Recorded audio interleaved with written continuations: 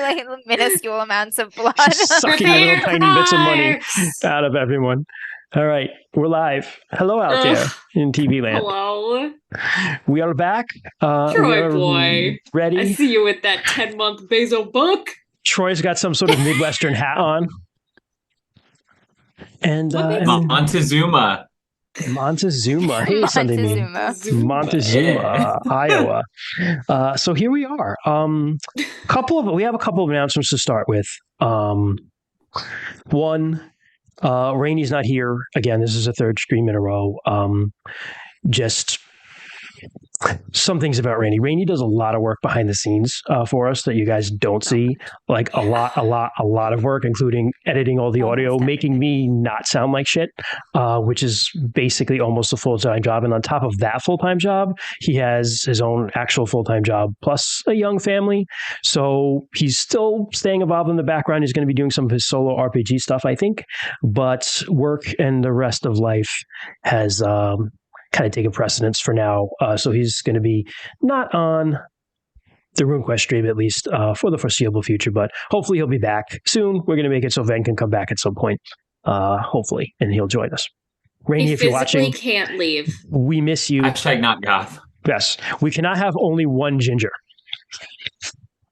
And that cuts like what most of our fan base is here to see in half. We're running at 50% ginger capacity right now. That is not what people want. We're gingerless. I'm gonna have to dye my hair again. I can't be we a all ginger come in with red hair. I have a soul, so automatically I'm out. All I want is Kent to have a ginger beard. Ginger beard man. The same as his soul. I cannot imagine Kent with a ginger beard. Other than that, just a bright red beard. Let's see. Oh, one other one I have, and then we have some other stuff. So this month, we reached the prestigious amount of 5,000 podcast downloads. 5,000, almost halfway to 10,000. I said donuts at first, yeah. I was like, 5,000 donuts would be better, but we actually have 5,000 downloads, which is still really cool. And just this month, and it's not even over, so this is just the week of April, really like month of April. We're 3 weeks into April. 600 downloads this month, which is like by far the most we've ever had. So thank you guys for that. 600 downloads this month for April. Did I say 6,000? You said 6,000. It's okay. It's going to be a great night. It's going to be a great night. Know numbers. Now here's the scary We somehow in April got more downloads than our Christian's already said it, so it has to happen. Make it happen, guys. Professionally. Okay, so that's the really scary part. But I'm excited. So yeah, 600 downloads this month, 5,000 total. And yeah, that's amazing. Because considering I think last year at this point in time, we maybe were excited about topping 2,000. So yeah. Thank you guys. Thank you for finding us. Thank you for obviously telling other people about us. And this is great. We're feeling a lot of love. And we get which is cool. Like we don't get tons and tons, but we get like emails from people and they're all been like really, really nice. So thanks. Sooner or later, we'll get me in one, but we haven't gotten that one yet. So thank you. What else, Sarah? Do we have anything else? I thought you said you had people to thank. That's later on tonight. And Amber has some stuff, but I'm just asking if you have any stuff. No. Sarah's like, I'm also at the end. I do our outro. Amber has some stuff then. Go for it, Amber. So, if you are so moved to donate and able to, we ask that this stream in particular, if you would otherwise subscribe to us, if you wouldn't mind throwing a couple bucks to the link we're dropping in the chat here for the Wolf Conservation Center. That is a wolf charity that I love very much. It is a very highly rated charity.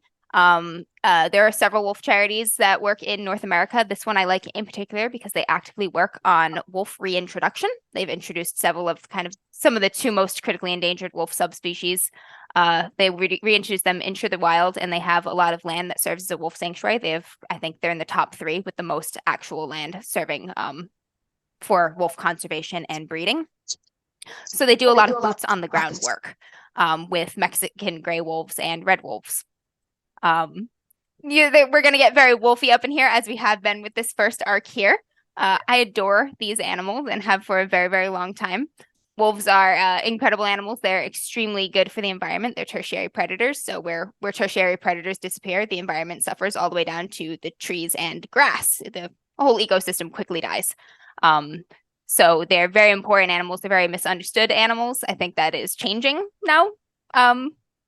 In the past 2 decades or so, people have begun to understand the importance of things that, we used to be associated with, like the devil, for what they really are, and just want to keep that love going and keep supporting these critical efforts that folks like the people at the Wolf Conservation Center are doing. So if you feel moved, every penny helps. Throw a couple bucks. You can pay with credit card, checking account, PayPal. They take it all on their site. Thank you very much. You could donate with cryptocurrency if you have spare Bitcoin. Throw your Doge into it. Throw your Dogecoin. Give your Doge to the wolves. Give your Doge to the Bork. wolves. From one Bork to another. Following along, we've dubbed this arc, this season so far, the season of the wolf. There's a reason for that. We have a very wolfy character, and we think that part of Rue's journey is probably coming close to a big change in his life. And so, as we get into these cult initiations and stuff, one of the ideas that we had is when we have a night. God damn, why can't I say words tonight? When I have we played Fishblade months ago. We already had our knives. Guys, take me. It's like, Grandma, let's get you back to bed. That meme. No. Okay, Peepaw. Peepaw. My Peepaw made 2 hamburgers and no one showed up. We're going to. It's a meme. We're going to. I know exactly what it is. You fucked it up, but I knew exactly what you. Whatever. Said. We're going to allow everybody to pick a charity that either is important to them or somehow related to their character as they go through these initiations. So bear with us and do that if you think they're cool. That's awesome. I think it's a good idea, and the rest of us do too. So they've got some wildlife cams too that show some wolfy stuff available. That is awesome. Just pretty cool. Wolves chilling place. In the woods. Yep. All right. So let's get started then. Unless anyone else has anything they would like to add. Twitch chat, you're all looking beautiful tonight.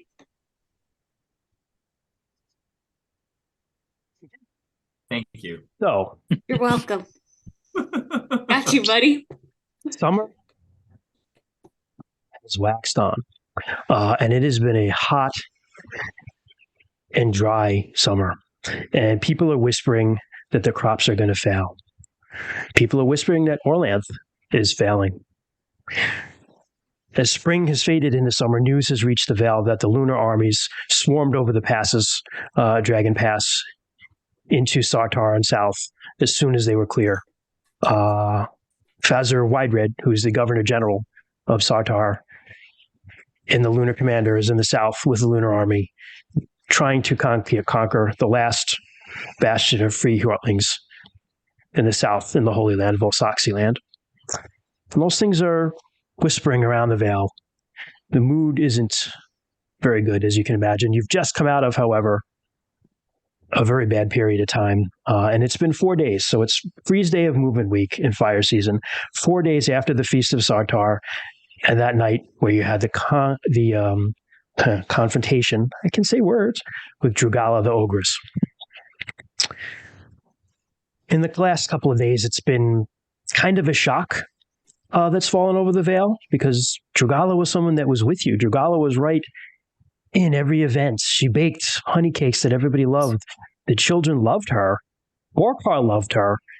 And that is, as you've heard from Savan and Morganeth in their sermons, that is what chaos brings. It creeps in and it sows seeds in between communities, and it destroys them from within.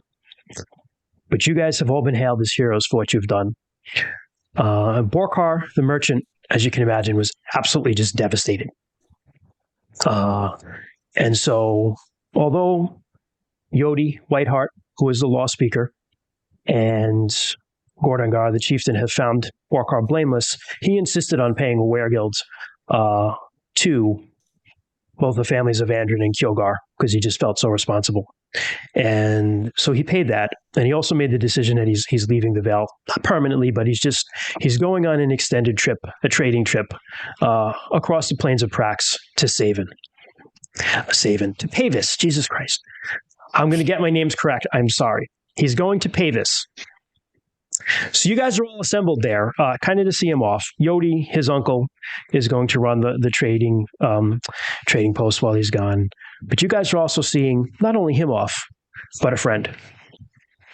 Because as he made that decision, someone else came to you, and he said that he's made the decision to go with him as a bodyguard. You haven't seen Ven much in the last month because he's spent a lot of time with Jorganeth.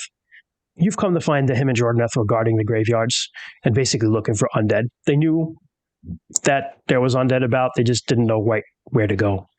But in that time, Ven's had some time to think. He tells you guys, and he's decided that he wants to see a little bit of the world.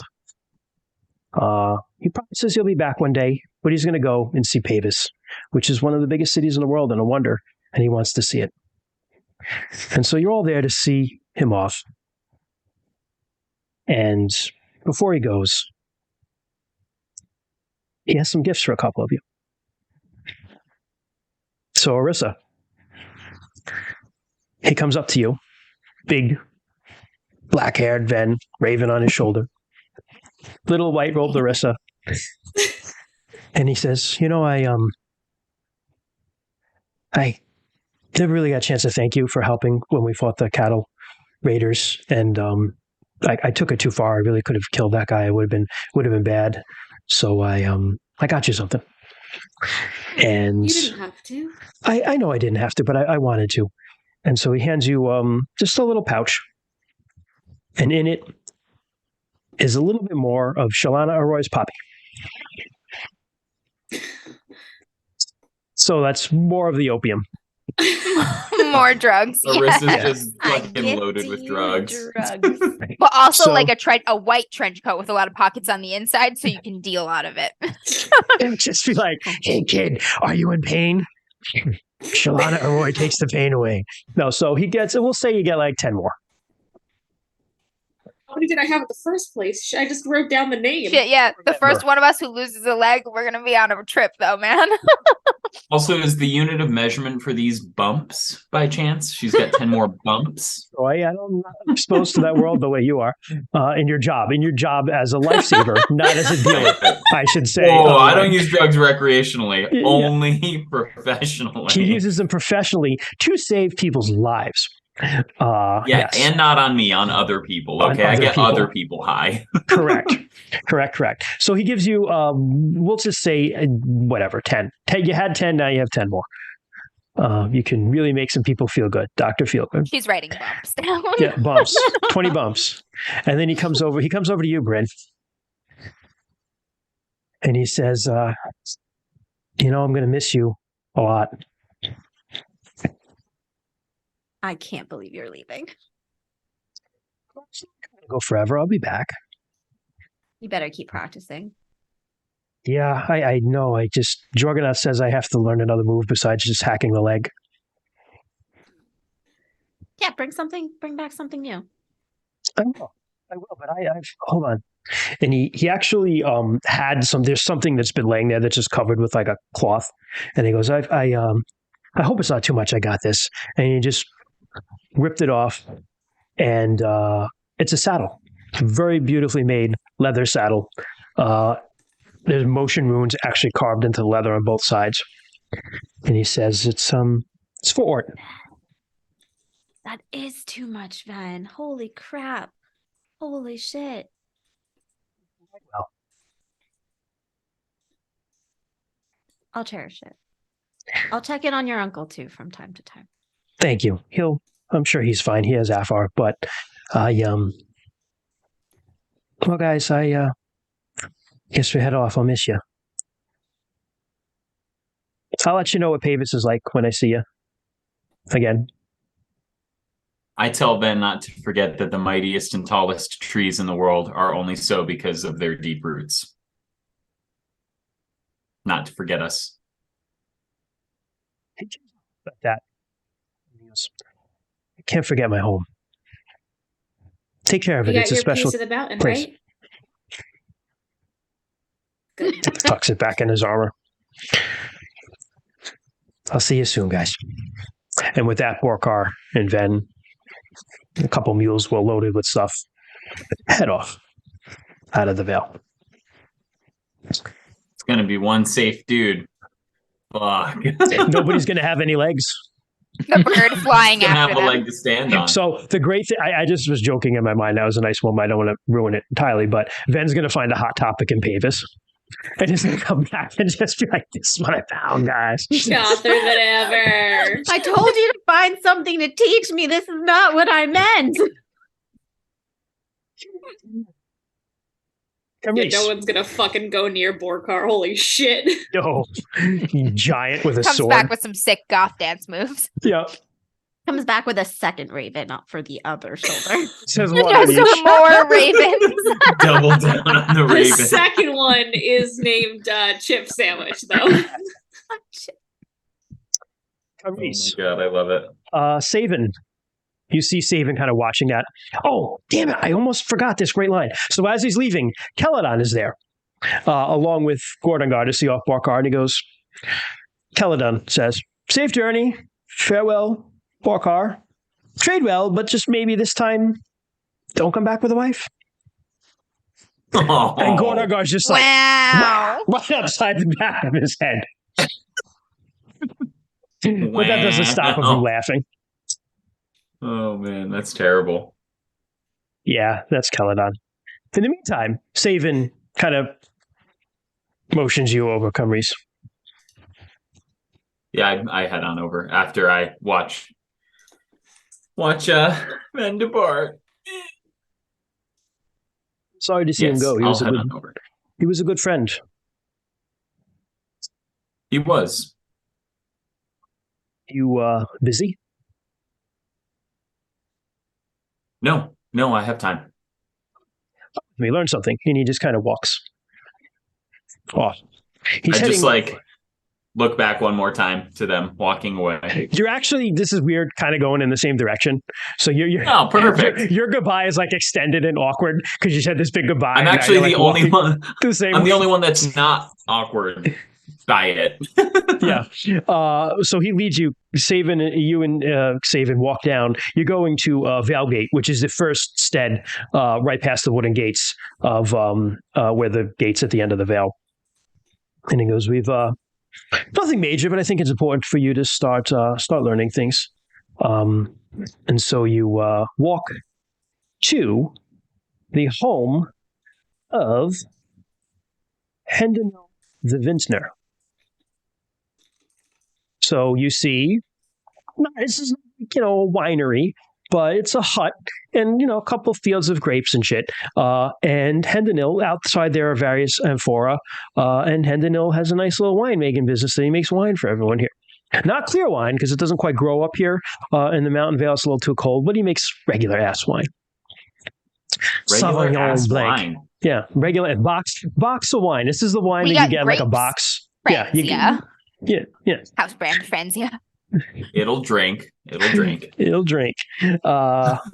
So you head there, and Saven explains, as we go, well, it seems that the wine is spoiled this year, so Hendonil has asked us to come see why. Have there been any obvious changes in the weather that could account for it? Dry, which many people are concerned about. Not that I'm aware of. I suspect something more local. We'll see.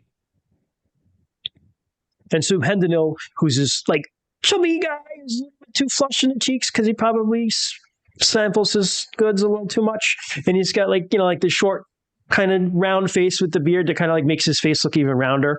Comes hustling out, and he's got a tunic on. It's a white tunic, but it's got lots of stains on it.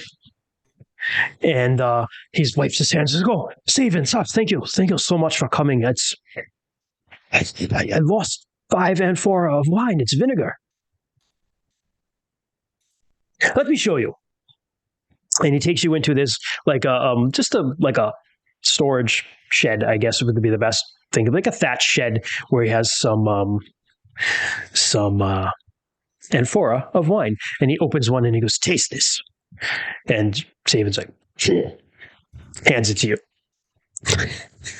I'll do the same thing and I'll go, and then I'm you don't need to like actually act that way. It's vinegary. It's like, bleh. Oh, okay. Yeah, it's vinegar. And he goes, interesting. So tell me, what have you done different this time? Nothing. I stomped the grapes and put it in, and you can tell Christian knows nothing about making wine, and nothing of my process that I have learned has been We switched changed. the grapes, we added the stuff, we put it in the receptacle. There's like yeast that goes in there. I don't know. The rich constituents their dues? I'm just talking, and as we're talking, Kyrese, give me a scan roll.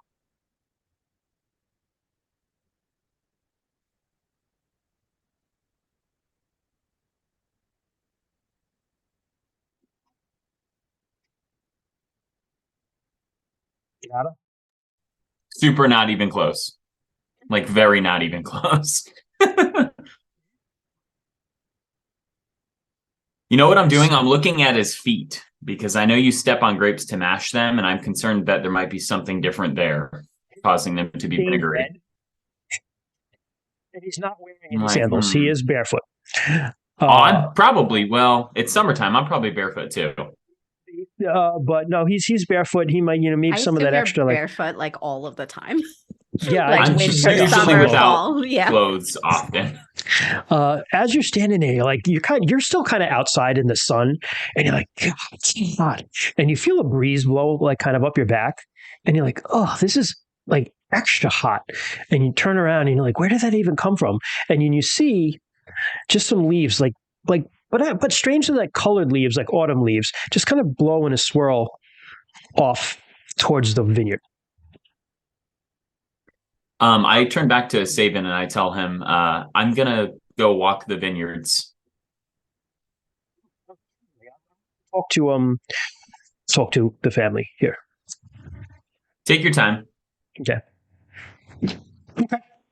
So you go out to the vineyards. What do you do? I'm kind of looking around at the, I'm interested in the plants to see if I can see any sort of disease or anything like that that's on them. I would imagine, Kyrese has always been interested in plants and animals and likes being in the forest. There wouldn't be a disease, but this evil spirits might be affecting them. That is our understanding in Larantha. Gotcha. I just say they don't get sick. They don't understand sickness. They understand fucking Malia cursed this shit with a disease. Yeah. The evil spirit of botulism. Yeah. Correct. Right. The evil spirit of diarrhea. It affected you. So the diarrhea is just the demons leaving. It's just the body. the demons coming out. Just let them come out. If you got plant lore, I do have plant lore. Yeah. I don't know if that is something yes, that could it's help. absolutely appropriate. Roll it. Yeah. Okay. Yeah. I got a 4, so that's Sweet. a pass. So give yourself a big old check right there. And right. Yep. What is your skill, but just out of curiosity? It's a 25, but that's actually one that doesn't have a check next to it. Plant lore. Okay, interesting. All right, so you have to learn that from someone else. But whatever the little bit of plant lore that you do know, you're like, these are some damn fine looking plants. They look spicy vines. And by that I mean they look like they're doing very well. There's a very rich soil that they're planted in, and they're nice and green and viney, and they look good. I look down and I kind of like run my fingers through the dirt a little bit next to the plants, and then I look up at the plant. I'm like eye level with the plant, and I say, "You're not going to make this easy for me, are you?" The plant sways a little in the breeze.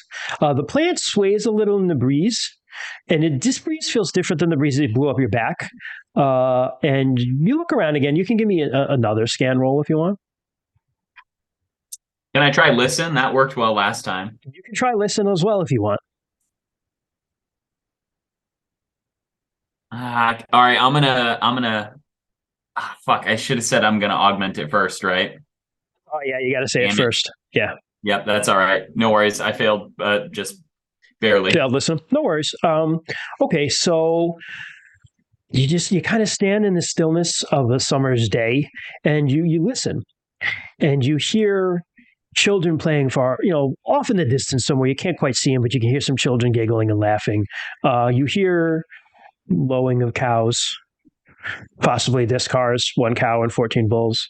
You hear, some sheep in the distance. You hear some geese honking, some singing. Where's my child? Children. You hear some singing of some women working somewhere. And just that like general, like, insects buzzing in the air and birds and things like that. But nothing that stands out. Okay. I'll continue to walk the gardens for a little bit longer before I head back to Sabin, and I'll when he has a moment away from the proprietor there, I'll tell him that I unfortunately feel kind of disconnected from the moment right now. So the plants look healthy as far as I can tell. He's kind of on his own, and you see anything? I did not see anything out of the ordinary. I didn't hear anything either. Like I said, I'm afraid I'm not my typical self right now. There must be other things going on, but the plants looked healthy. Give me an intelligence check, Kyrese. So your int times 5, try to roll under it. Okay. Yeah, got it. Okay. Remember when I said you saw some autumn leaves blow in the swirl? Mm-hmm. It's summer, dude. Okay. I will relay that information to him as that comes to me subconsciously. Thank you. Brain. He says, autumn leaves. Did you yes, they were chance feel a hot wind out of time when they blew past? I did. And I say, it did seem rather strange. They were dancing out of time, I say. He smiles through his so Savin is, if you remember, he's very tall and like ridiculously skinny, and he's got these long bony hands. He's always kind of like folding in front of him, almost like a vulture. And his hair and his beard are always wild because he is a wind lord. So he just is like, he's out there in the storm, baby. He doesn't give a shit. His hair and beard does not see a comb. But he's got these wild blue eyes too. And he looks at you right now with those eyes and he goes, you've seen more than you suspect. Come on. And it goes back in, and Hendonil is there with his son, Saros, who's about maybe 13 tops. And he goes, if you don't mind, I would ask one more question. Well, certainly anything, Savin, anything that would help us. Saros, when you sealed the jars for the wine, did you perchance leave out any water as an offering? And Saros kind of gets this ghost look because Hendonil's well, we always do. And Saros was, I'm sorry, Father, I don't think I did, as I suspected. Could we trouble you for a empty amphora? Well, certainly. You get a small one. And just go with me, and you just go down to the deer run, and you just half fill it with water. And you carry it back for him. You carry it for him, even though you're not that big. He's still old as fuck. And you get back to the vineyard, and he just puts it down by the grapes. And when he puts it down by the grapes, he says a little prayer. And he says it, you don't quite understand yet because you haven't learned that much storm speech yet. But he says this, you kind of when you know enough about the language to kind of know what people are saying. You kind of know that he's making an offering here, and he's begging forgiveness, and he's giving this offering. And you hear specifically something called the Children of Daga.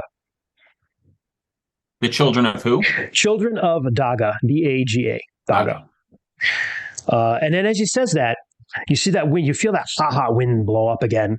And you see that it's a whirlwind of autumn leaves. And it's almost like a mini tornado, and it kind of blows up to the amphora and just swirls over it. And as it does, you see that water just evaporate out of it. And when it does, the wind just blows away with the leaves.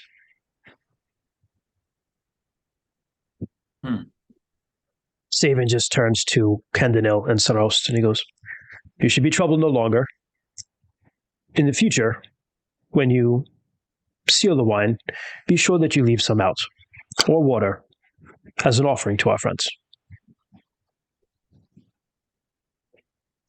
"Certainly. Thank you, Saban. Thank you. Here, please, take this." And he gives him a small carafe, sealed one of wine. Oh, that's perfect. Is he willing to drink that with me on our hike back to town? He goes, "Oh, thank you." And as you leave, he pops the wax seal off, and you just kind of start passing it back and forth. As we're making our way back and passing the wine back and forth, I would imagine, because Kyrese is small too, so it probably doesn't take much to get him drunk. Yeah. But Saban is like, I mean, he's not Descara tall, but he's like, I would say he's like 6 foot, maybe 6'1", but skinny, skinny Right. and bony. Right. So as we're passing the wine back and forth, my spirits kind of lighten a little bit, and I get a little bit more talkative, and I'm just asking him kind of questions that he might think are nonsensical and whatnot, typical Kyrese questions. Yeah. Well, and then I ask you a question, if it's okay with you, if I can. Yeah, for sure. There's one question I want to ask before we go to everybody else here you too. Will absolutely have your time. So he says, as you walk in, he takes a sip of wine and he hands it to you, and he goes, "So tell me something. You saw the spirit there." I think so. I didn't recognize it at first for what it was, though. But you eventually did. Yes, I did. And I've been meaning to ask this. Well, the business with Drugala, the boys, they're ghosts. I understand that Arisa saw them. You as well? I did. I saw. Yes, I did. You see much that others do not. The So I've been spirits, told. Many of us do not see them, often reveal their presence to those who know how to look. That was the child of Daga. Daga is the lord of drought and famine. His children are all that remain of him. But we must appease them with an offering of water or wine, so they do not dry out our crops or ruin our drink.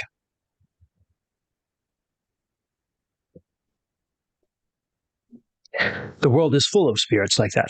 Every rock, every tree, every puddle, every stream.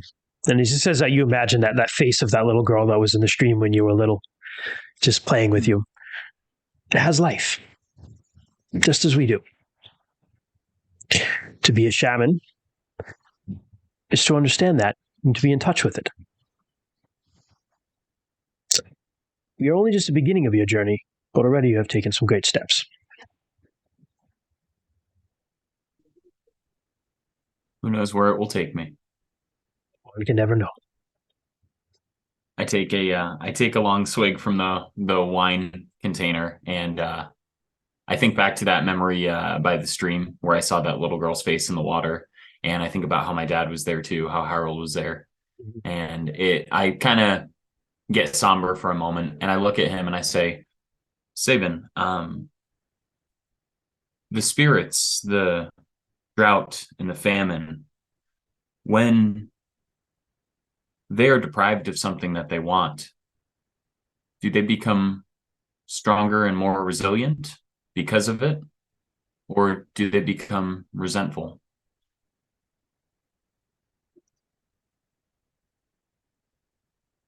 It can go either way. It depends very much on the spirit. Right. Some become stronger. Take a deep breath in and I exhale. Become resentful. I take a deep breath in and I exhale and take another swig and pass it to him. And if that's all Kyrese has, we'll leave you there for a minute. Descara, what have you been up to?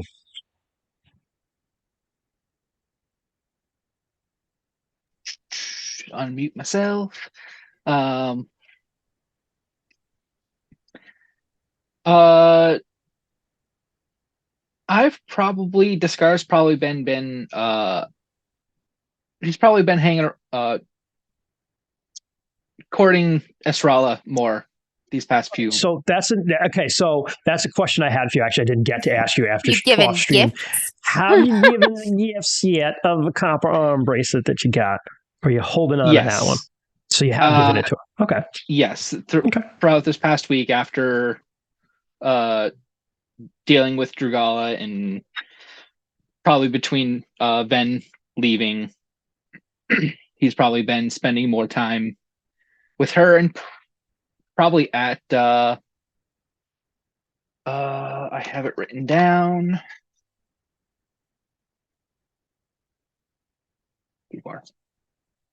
Red Rock. He's probably been heading over there more often. So I'm going to say that this is it's not one of those nice, hot, lazy summer days, and you're just chilling right now. You're 14 bulls and one cow are in the pasture. No, your cows and bull are in the pasture, and you're just kind of laying under a tree. Poor cow. It's like leaning against the tree, like sitting there, and she's laying up against you, just in the shade, enjoying the day. And she's got her arm bracelet on, and you're just like, you're vibing. And she's just looking at the cows, and she goes, "You know what they're saying about you?" The cows? No. They're saying, The cow is "Moo." saying, "Why me?"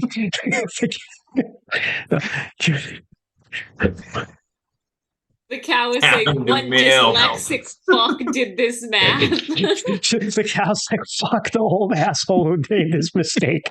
I literally typed in chat earlier. I can't wait for this joke to happen so much it becomes canon. We just be like, no, that's how it is. Descara always gets more cows than a bull, more bulls than a cow. So no, she goes, "No. Did you ask her the cows or no?" Let's start again. Do you know what they're saying about you?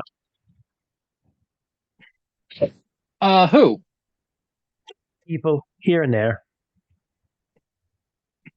I haven't heard much. No. Oh, Descara the mighty, killer of the ogres. No. They say you cut her head off one solid blow. Yeah, but that was more after. I think Rue got the final shot in on her. Honestly, You're not letting your head get any bigger than it already is. it was all of us that avenged the children that were taken from us. It's a good thing. It was a really good thing. That's horrible. It's horrible to think that could get into the clan that way. We've all heard that chaos can be tricky like that. Have you seen any before then? I mean, No. we don't see any more. Hopefully that was the last. Yeah.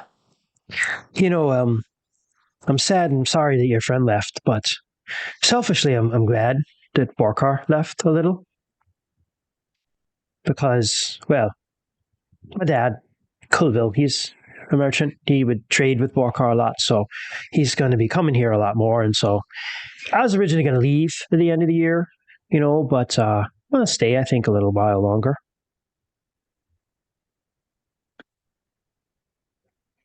He'll smirk a little bit, and I'm glad to hear that. She says, and she just kind of elbows you in the leg. And unless you have anything else, we can leave that there. Okay. Good moment right there. Very nice moment. Arisa. Yes. To anything. She's mostly been trying to keep things okay.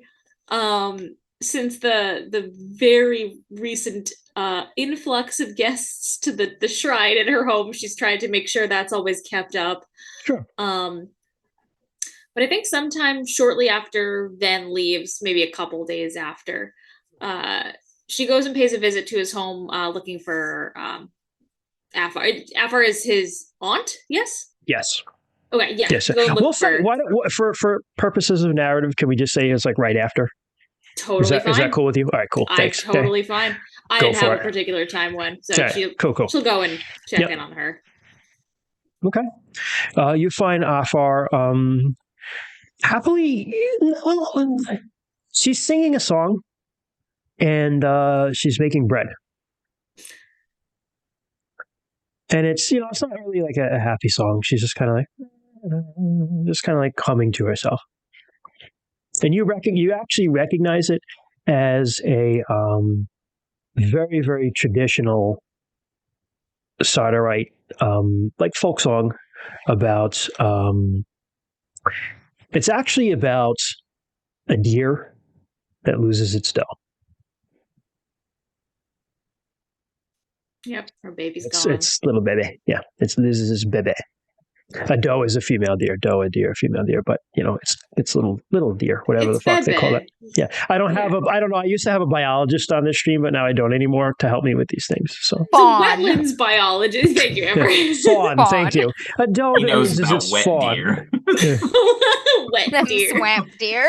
Swamp deer. Swampy boy. Rainy. What is a swamp deer called? Dear Rainy. So she'll kind of just poke in. Hope I'm not interrupting anything. Can I get you I don't know, some tea I could make or tea anything? would be lovely. Don't worry. You have it. No. Starts making tea. Everybody's heard about what happened, obviously, but you did and saved Ashard. That was so wonderful that you did that. I'm just glad we got there in time and that I was able to. Yeah, 2 children is 2 more than we needed to lose. Hopefully, I was at the very least relieved to see that their bodies were still able to be buried properly. It isn't much, but it's some comfort. It is. It gives them back to the land and to our mother. And, well, their spirits will go to their rest and return one day, either as part of our clan or as a breeze. Which is what you believe. You cycle back in. Either you reincarnate one way or another, either as part of your clan again, or as a storm or a wind or something like that. She kind of falls quiet for a minute, and then I wanted to ask you something. Yes. And if it's a weird question or if it's too personal or anything, you can just tell me to hush up, and I will, and I'll leave and all of that. I just don't know who else to ask this to. I'll do my best to answer whatever it is, but I don't know what I could answer. That I'm just a wife. Not just. First off, you're a wonderful woman. Second off,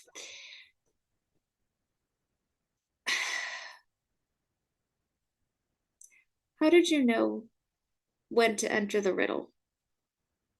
Oh, you mean when I became a Nandan? Yeah. It's not strange at all. Don't worry about it, dear. Well,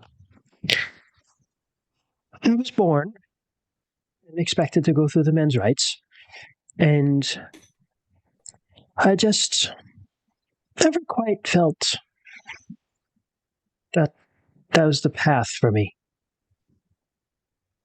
I know that you can, Orland's path isn't for everyone, and even though you go through, that's why we're initiated into the path of Fjord, and the men are at least, and so, I went, when I became of age, I went into I went and I did the men's initiation. I can't tell you everything that happens there because it is a secret. That's fine. But some things happened there, and I spoke to some spirits. I think that's vague enough. That just showed me that I couldn't live anymore pretending to be something that I wasn't. And there was no reason to, really. So after that, I went and I talked to Morganeth and Liv. And it was a while of just, a lot of talking to find the right path for me. But eventually I went into the riddle.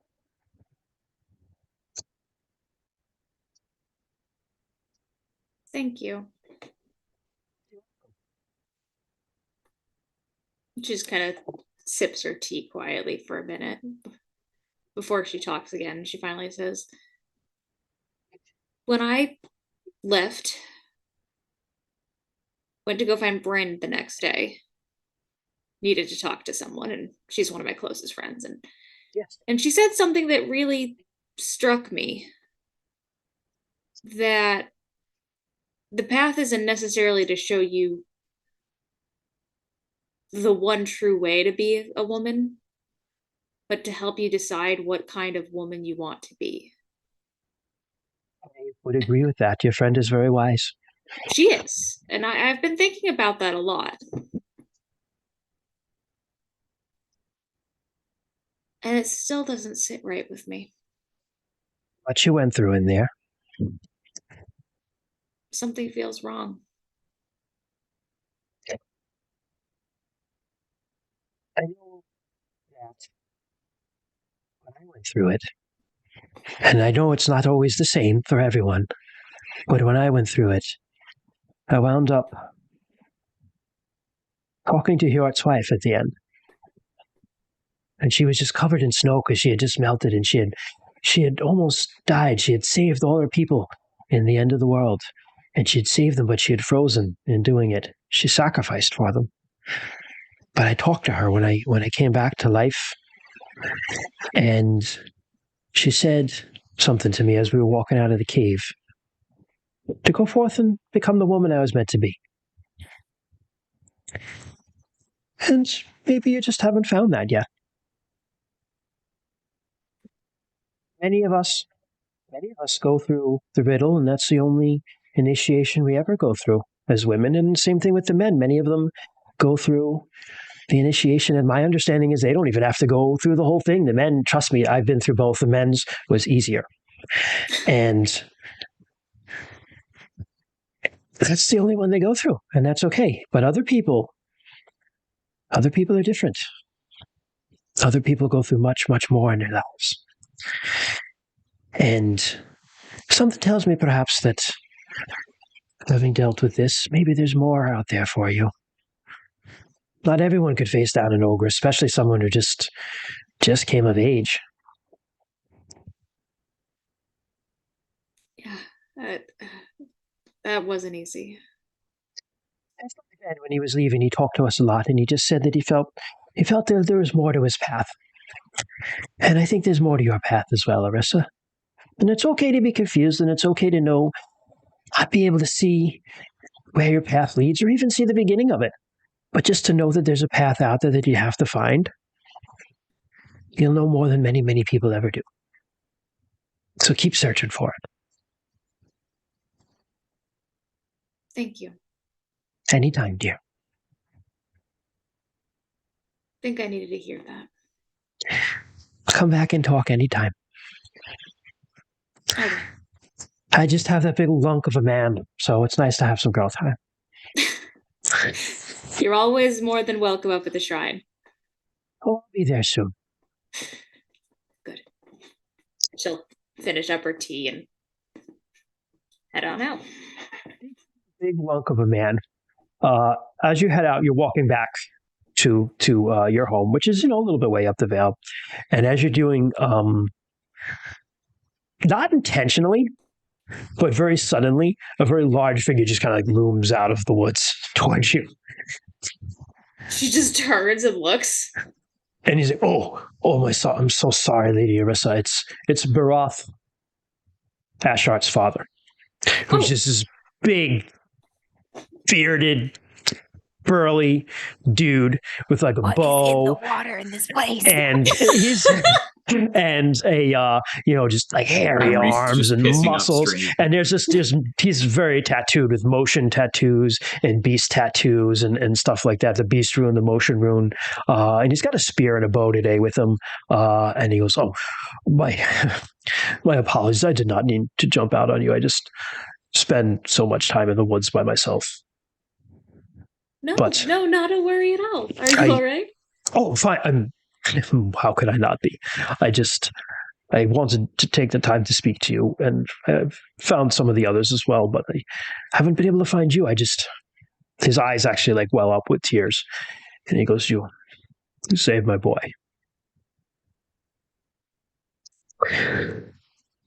And he's all that I have, and I just wanted you to know that if you ever need anything from me, you'll have it. Thank you. And But you'll you never, needn't do that. you'll never, I know you don't eat meat, but everyone else around you won't have to worry. I can forage a little too. I'm not as good at that, but I will take care of your stead. Thank you. The best thing you can do, though, is raise that boy up well. I know you will. Well, He he's a is- good boy. He is. And I've listened to the way that he talks to my friend Rue. That boy's gonna grow up to be something special. Quite seen Rue. I need to find him soon, but He's yes, slippery. he is. But I'll find him. But thank you again, and I just needed to say it. Of course. More than happy to. I'll let you go then. Have a good day. Travel safe. You too. And he just kind of like awkwardly like shuffles back into the woods. Little back pedal. It's kind of like Homer Simpson fading into the shrubbery. It's kind of... But you head home, and when you get home, you see a very nervous, pacing Desderev, who, if you probably don't remember, because I haven't mentioned him since the very first session, but he's a little bit older than you, kind of a jolly guy. He's a farmer now. He's married to Senir, runs away. Ah, Yes, this child is on the pregnant way. lady. Yes. And he's just Oh, like, no! he's just kind of like pacing back and forth, and he's like, "Oh, hey, Arisa. How you What's the matter? Oh, that's more your mom and Morganeth and Liv are in with Senir. I'm just getting close, you know." Are you? You must be excited. Yeah, I know, but she's just, oh God, she's having a rough time of it. Well, it's not easy. I know that, but let me check in on her. See how she's doing. As you're about to, like the hut, like the curtain in the summertime, just hang curtains, just like pulled aside, and like Liv and Morganeth like are helping her out. And she's just like, her hands are swollen, her ankles are swollen. She's just like very large and pregnant and hot, and she's just like, "You did this to me." That's direct. I will kill you. It's like, "Oh, honey." Oh, and Liv's like, "She's fine almost any day now." And he's like, "Okay, I'll get her home." And Liv's like, "No, not on your own. You won't. Come on." And they both like walk her off. We'll end things there unless you have anything to say. No, This she poor just woman. kind of watches and she just looks back at her grandma and she just goes, "Did Mom look that bad for all 5 of us?" Yeah, I don't know why she kept going back, but I something don't about your know. father, I Grandma's guess. like, I quit at 1. I think Grandma has 2. Yeah, two. Twins. And she just laughs and goes about back to her chores. Sure. Meanwhile, across the Vale, Bryn, you're out on the practice fields where the Fjord practices. And it's a hot day and you are sweating. But you're sparring with Lonson. And you've been going back and forth with what do you prefer to use? your weapons. I normally prefer to use a battle axe, like a hand battle axe, but I think she's going to use a spear today. So, all right. So Lonson's happy with that choice because she prefers a spear. So she's got a spear and a shield than you have, and she's been just daring you all day to get past, try to like tag her, get past her guard, and you cannot. You cannot. Bryn's also extra angry today, so this is even more frustrating. Yeah, so you're taking your frustration out on her, and like every move you try, everything you've ever been taught, everything that she's taught you, some things like your grandma is kind of whispered to you, as things you've heard from your aunt when you were little. You're trying all these things, and Lonson just effortlessly either like gets out of the way or blocks it. And just recently, you feel like you baited her in, and you came out with this perfect like thrust with your spear, and she just effortlessly like almost like backsteps and like spins and just like kind of whacks you in the back with her own spear, and just like poof, you're like right face down in the dirt again. And Slanson kind of chuckles. She goes, "It's a good try. Good try. I think that's enough for now." Of course. Thank you, Lonson. Let's get something to drink. So you head over, and underneath a tree, there's she gets out some water skins, and she just puts her spear and her shield against the thing, kind of like sits against a tree, just hands you one and starts drinking. And copy her. Yeah, she just the spear butt goes in the ground, so she just kind of stands it up, and the shield, the spears have they call it like a lug spear, so it's got like a thing so you can't like thrust it all the way, so somebody can get it out. It's like a cross guard. She kind of hangs the spear on that. And the strap for the spear just kind of gets hung on, the shield gets hung on that spear there, and she's just drinking. So I wanted to ask you something. Of course, anything. Everybody's heard now about, well, Drew and what you did, and more the others than me, but you were there, and how did you feel being there? I mean, were you afraid, or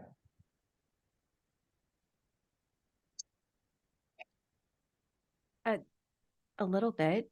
I was afraid.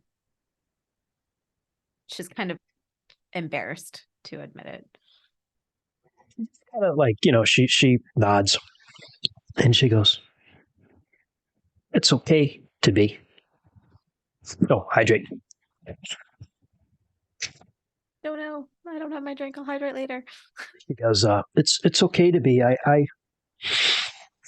was afraid when I had to. Well. Nuh-uh. No way. Oh, yes. But you did it. You dove right in. I've heard the stories. But I had to. Yeah. The choice was hesitate or dive in. And I did. I dove in because whatever happened to me, I had to know that I did what I could. And I don't regret it at all. And that's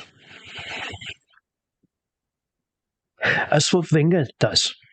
You see? That's where I want to be someday. Vinga, even if she's afraid, even if she's alone, she stands and she meets whatever it is with her sword in the wind. That's what you did.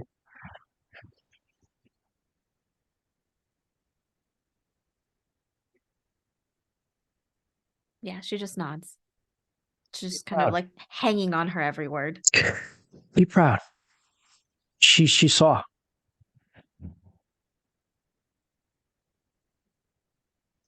She saw.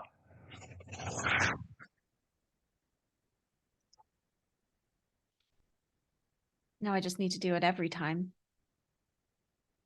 You will.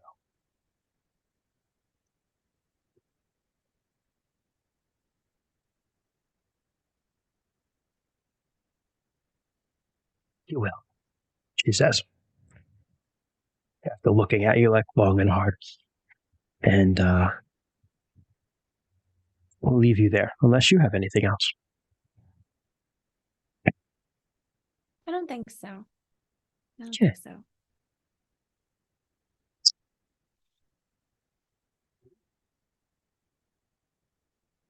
What have you been Yo. up to? What have you been up to? I think I'm packing my shit. Packing your shit. Okay. Yep. So it's only been Packing 4 light. days. It's only been 4 days since the brouhaha, and everybody's safe and feels relieved because they know that they've laid their children to rest and that there won't be any ghosts of children, except for you. Because even as you've seen this family of yours grieve and lay things to rest and start to put things behind them, you're still very aware of a very scrawny, very dirty, yellow-eyed boy whose spirit isn't at rest.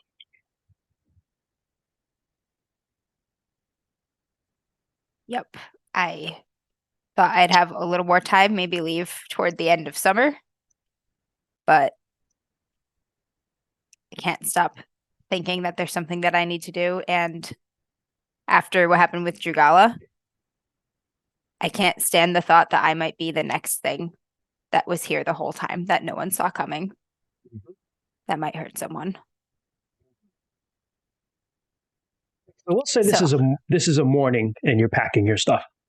I'm packing. And I'm gonna it's so awkward and I don't want to do it, but I will make a few rounds and say goodbye to a couple people. I can't just leave without talking to my mom. I told Brent I'd say goodbye. Probably say goodbye to Descara. So as you walk out, you hear slice of an axe through wood. She is summer. She doesn't even need the firewood. You actually think she just does this for fun, because there's just a massive pile of firewood like outside of her house. Yeah, and she's just jacked. Mammy is out there cutting her wood, and she's like, "Where you going?" I'm sorry, that's quite a little too masculine for her. Where are you going?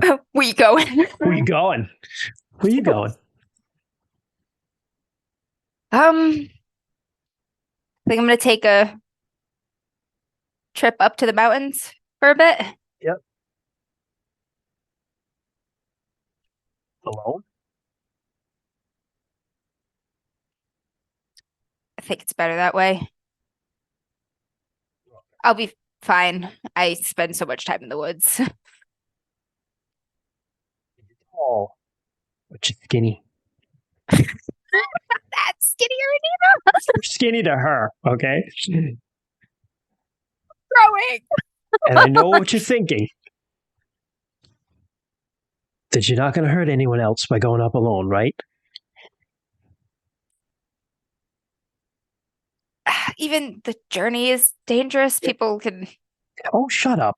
These are your people here. You understand me? They're not going to want you just going off alone.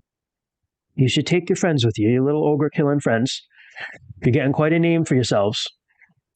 They're going to be really mad if you go off and you get hurt, and I'm not going to stop them from beating your ass. That's not great news because you're probably the only one who could. I am.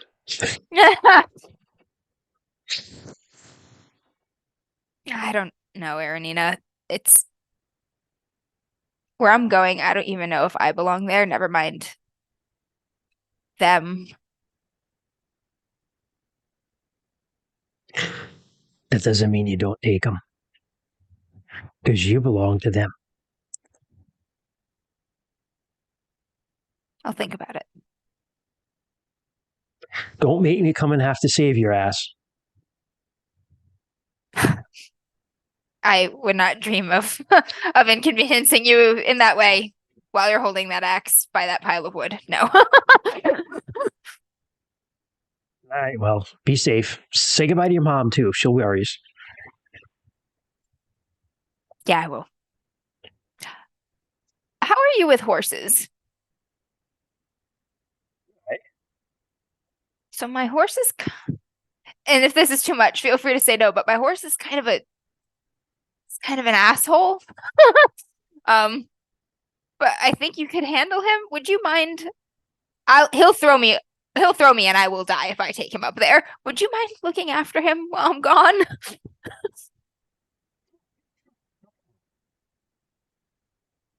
Thank you. So you're coming back then? I'd like to. I don't have a neighbor, and I like having one. So I like having one too. one night a week, you're a little loud, but that's fine. You're loud almost every night, but I don't complain about that. Yeah! I'm gonna leave. I'm gonna run. She actually says, as you're running away, "That's actually not me." Oh, damn it. Walks into the Aranita's treating the women of the Vale correctly. So, okay, you go off. Where do you go first?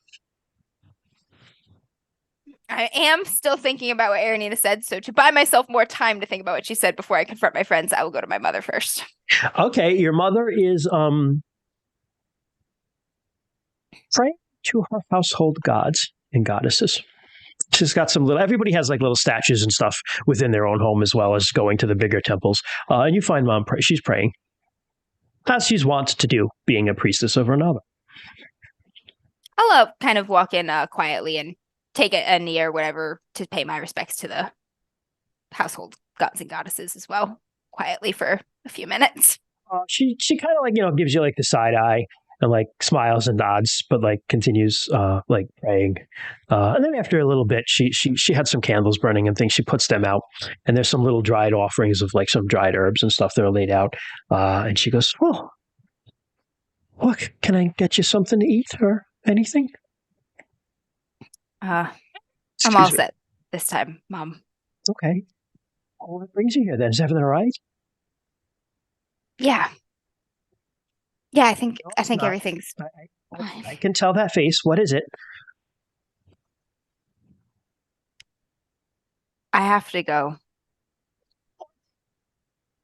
Like, Ven, you're not going to follow him in Pavis, are you? You know what's in Pavis? Trolls. No. Oh. No, Havis is I think a bit farther than my destination, but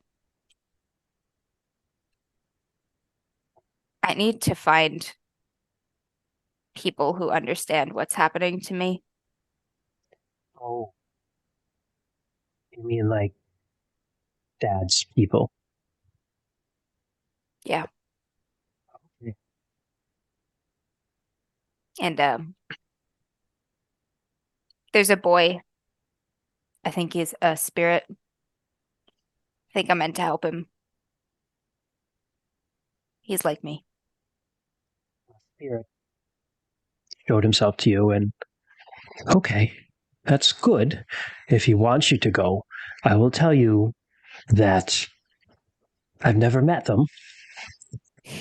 But that side of the family doesn't take kindly to outsiders. Mostly because outsiders don't take kindly to them. But you're charming, and I think you'll be okay. Thanks, Mom. I wouldn't tell them who your father is, though. They might know already, but I wouldn't bring it up. Did Dad ever mention anyone from his family names? It was a hold on a second. He had well, they all have a bond, but he had a wolf for a while. Moonsilver was his wolf sister. But that well, didn't end well. And there was that's a wind chaser he talked about for a while, although I know he didn't like her very much. And also a takes teeth. He really didn't like him.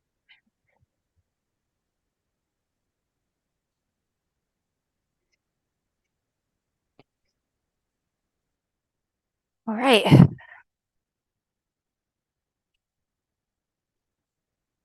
I don't know how long this is gonna take me.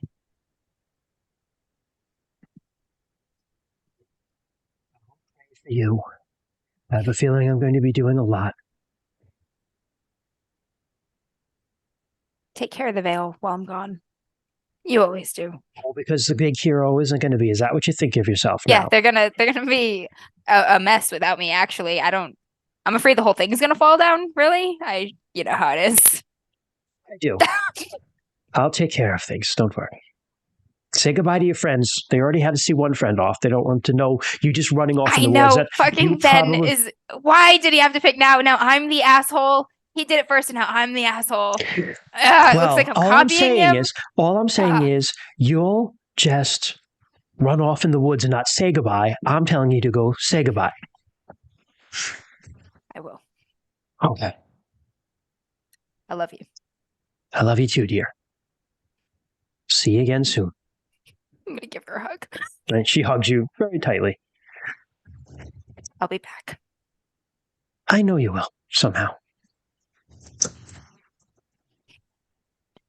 I'm gonna leave before I cry. Okay. You hear her sniffle a little bit as you leave. Who's the first person you go to see?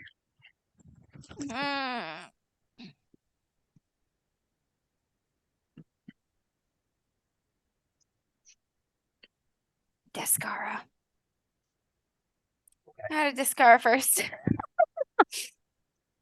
Your safest choice. Yep.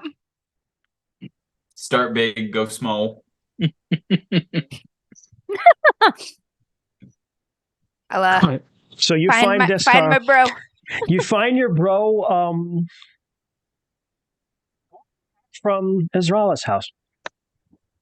Yeah. Got my pack and everything. I'm like, hey, have a nice visit.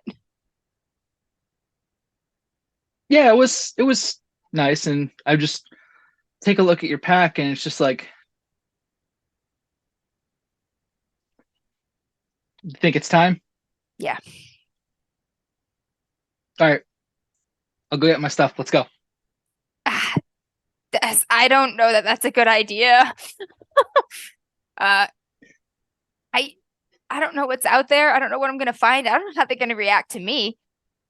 You know, and you're a little bigger than me, but you're, just all Hjortling.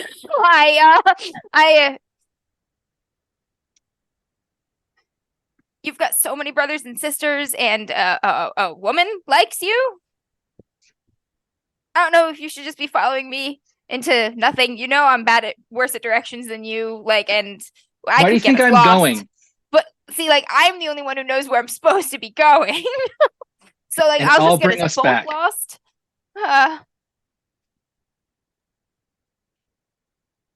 Descara, I'm following a dream. This could be weeks or months. You don't have to worry about me. I can do it. I don't have to, but I am, and I'm going with you. And we both know you can't stop me. I hold back. Even if you outpace me, I will find you.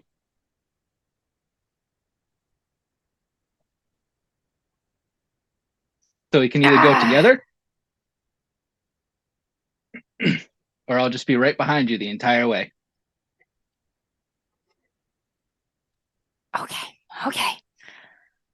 I'm gonna take a minute and think. Besides, Hands on my hips in my thinking pose. I'm gonna think.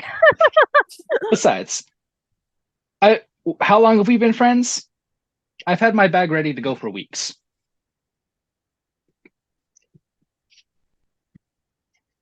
Just in case I disappeared one night.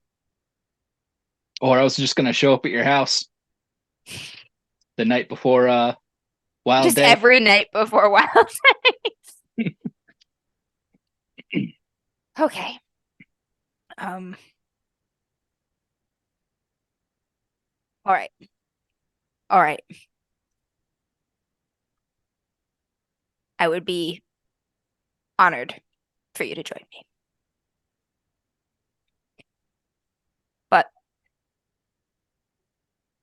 there might come a time that I have to take part of the journey alone.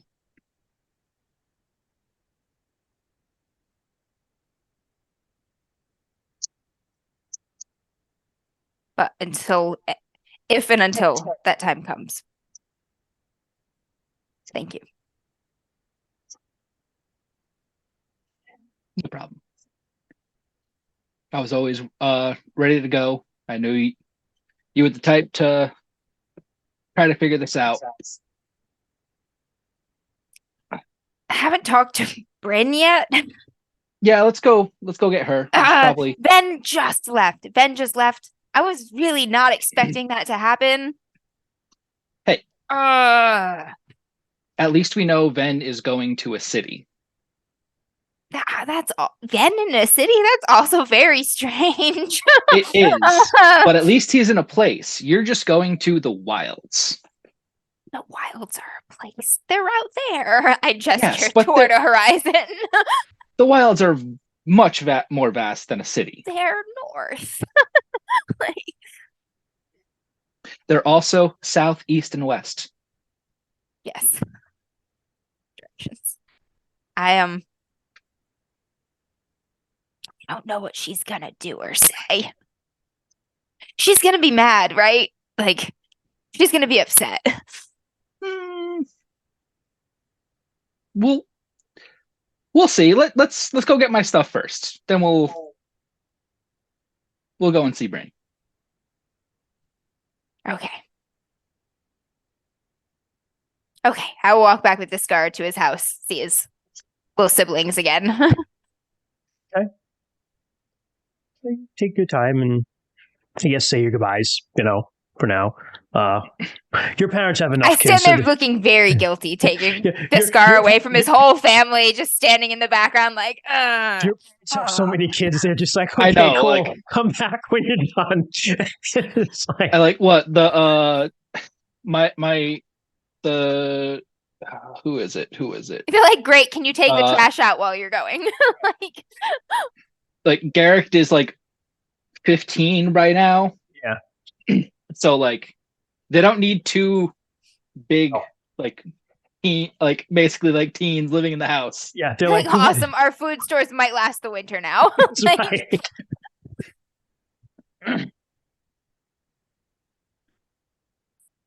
God.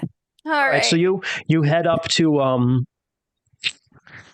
I always think of like Bryn's and your grandma's place, like kind of like a little bit over the other ones, like higher up in the hills. Yeah, so I always picture it like in a hill, on a hill too. Yeah. So you head up there. What are you doing up there, Bryn?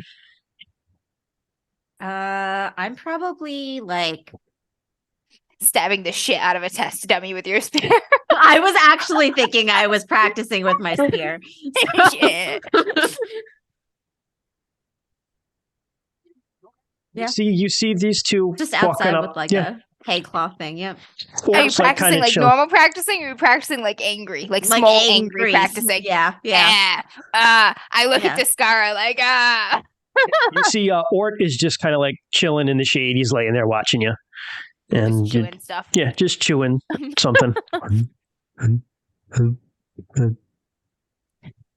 you see these two walk up the hill.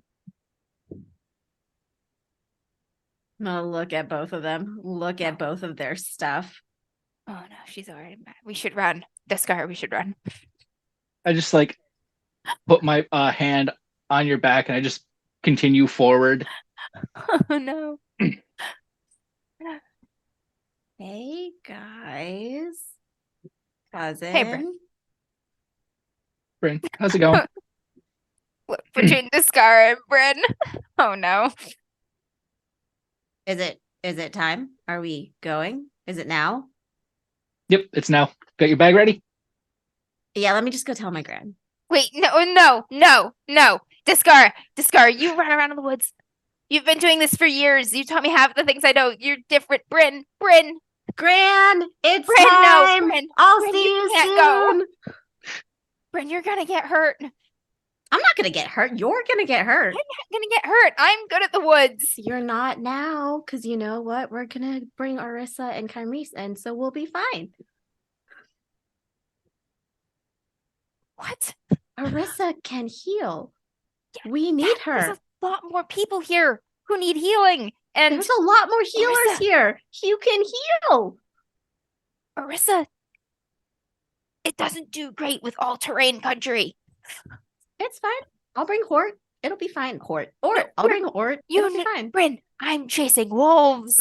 That's a Or good point. is That's a good on point. legs. No offense, or I It's just like whatever angry elk noise. he makes an angry elk noise. Kyrese is We'll figure it out. almost as small as you. Like, Kyrese is like the most connected person to this world that I know. We don't know have what to we're- bring him. I don't know what's going to happen. I really don't. I don't know what's going to... They could see me and be like, half-blood abomination and kill me. That's like, why and you everyone, can't go alone. and everyone with me. They're... I don't think this is a good idea. Let's walk and talk. Let's walk and talk. This wasn't what I had in mind. I was really thinking about just leaving in the dark. Why did I do It's gonna this? break Hort. I'll just put my hand on his shoulder again and just say, you can't stop us. I know there's too many of you now. You weren't going to be able to stop us to to begin with. Okay, I could. Even if you disappeared in the night, me and Arisa Ben would would have be right slowed on your you tracks. down if you tried to follow me. Arisa would have slowed you down. Arisa! Have you been planning this? I look We're going accusingly on at a trip. Descara. I mean, like, planning is very... look what you've been planning, to disappear in the middle of the night. Yeah. It didn't involve much of a plan, though. It was more like an idea that was executable. We have an Precisely. idea. Yeah, exactly. Yeah. Have you been, conspiring? Have you been conspiring? No. Why is your bag packed, Bryn? Because you said you were leaving, and I mentioned it to Descara. Oh Yes. my god, it went the other way around. Listen, I You asked me if I would say goodbye first, implying that I would be leaving you here. I never can't say think goodbye she's- if we're walking in the same direction. Kyrese Kyrese does did. it all the time. Now. Different. disappears behind me. He would just fucking walk out of the woods at that moment, Uh-huh. though, as the thing covered in dirt. No, covered in we were saying appears goodbye. covered Has in pack mud. over his shoulder. Goodbye is what you say before you share the road. I'm sorry. Oh, What no. are we all together? What did I Not miss? yet, no. Okay. We're about to be. We're about to be. We're about to be. We're headed to Arisa to tell her that she's on a trip. And then we'll either see Kyrese or Kyrese will show up. One or the other. I definitely think he's just going to appear from behind me again. Kyrese has been following us since we went back to get Descara's pack. Kyrese is like the original person. I'm He's in like, Des- We, Descara's we pack. turn around next time and Kyrese is standing there eating a carrot and like sharing it with Ort.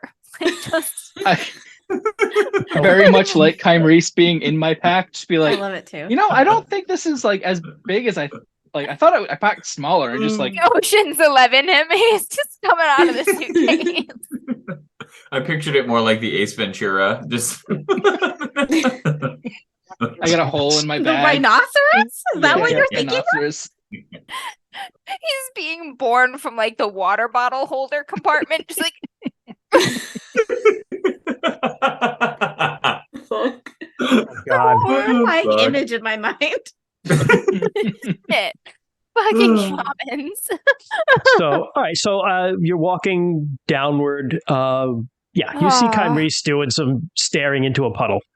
Like, No. I actually had a good plan. No, I was he's in, going to I like him in Descara's pack. Yeah. No. He can't fit in the pack. Get I that. was going to be chopping down an ash tree, and you guys were going to run into me. Perfect. All right.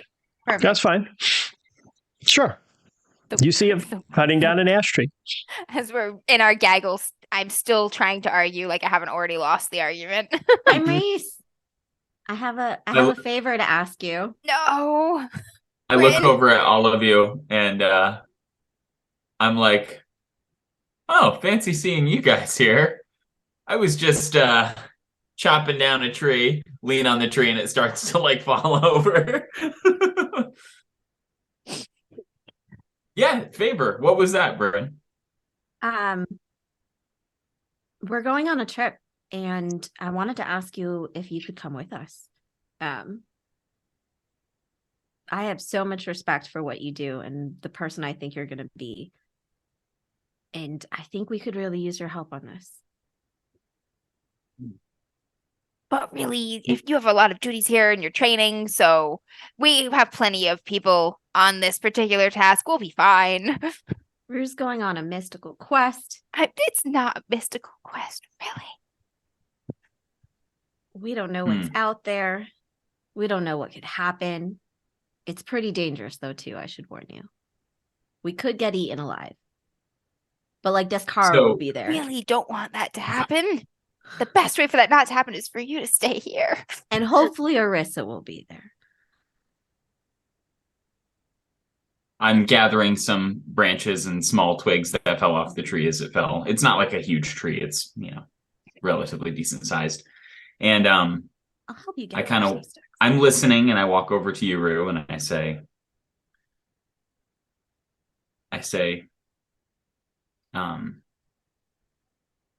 well, if it's your journey, I'm happy to accompany you if that's your wish. Although I do have duties here, I would have to talk to Sabin about and see if they can be postponed. But having said that, I kind of look at you in the eyes and I say, I can tell you're a soul that's being pulled between two worlds. Maybe I can relate more than most. And I just kind of give you a sincere smile with those fucking creepy eyes.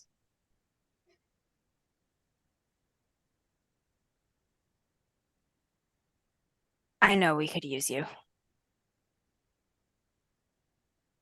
And your insights and talents.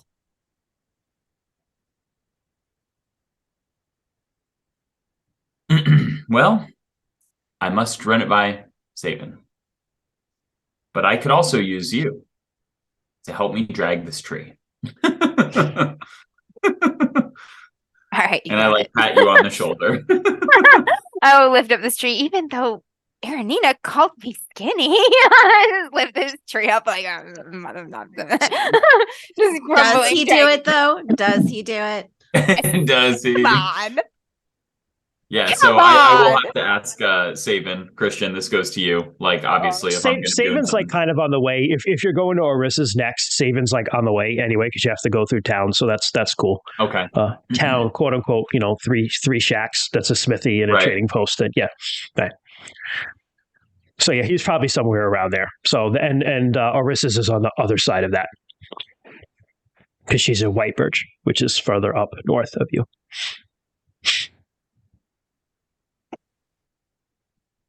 Gotcha. Drag this tree all over. Man, we're going to get a late start at this point. The late start is thanks to you guys. Hey, we We're could just walking in the dark. I actually picture it like having been like pretty early when you were setting off in the morning. So you're probably not past Anything after the ass crack of dawn is late. Oh God. For You're a journey. You're one of those people. All right. So, It's true. in the interest in time, we'll say like Savin's fine. He just, it's like, don't come back with any spirits attached to you. Basically, is what he says to you. I tell him I'm helping a friend navigate between two worlds.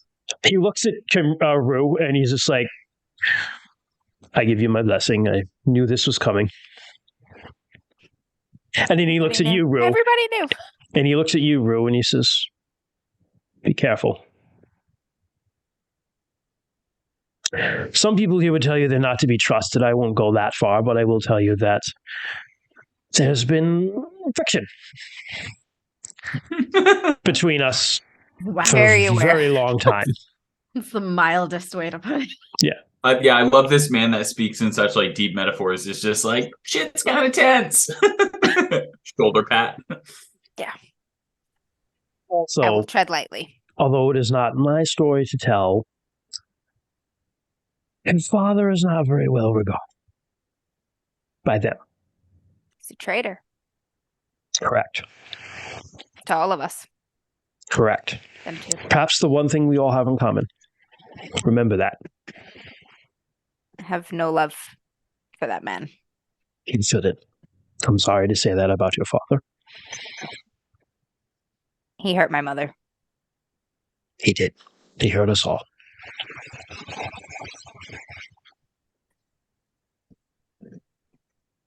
I'll tread lightly. Please do.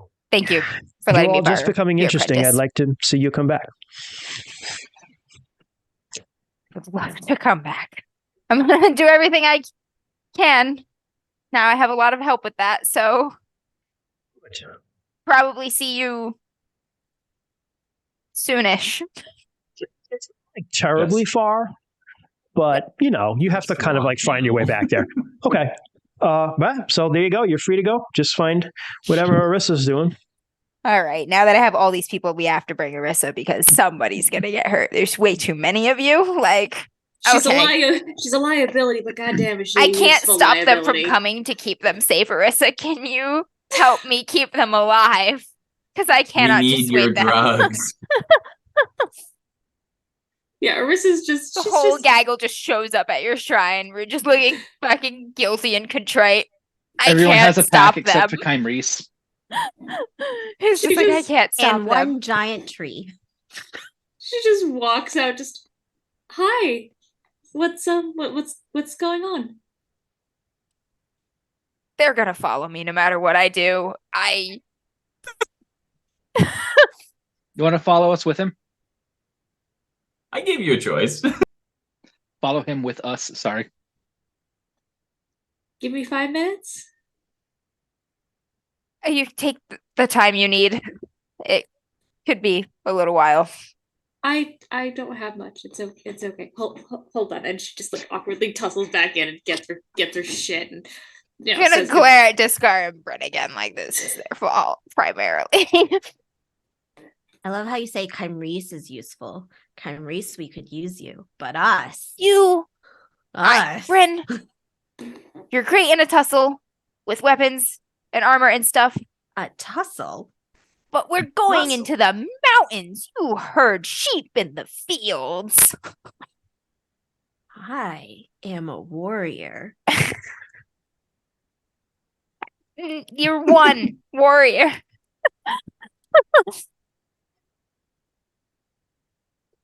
Nah, I'm making it worse again. I'm gonna walk away a little ways. Fuck, man. I'm in the doghouse. Can't believe Ven left, and now Rue's gonna try and leave. God damn it.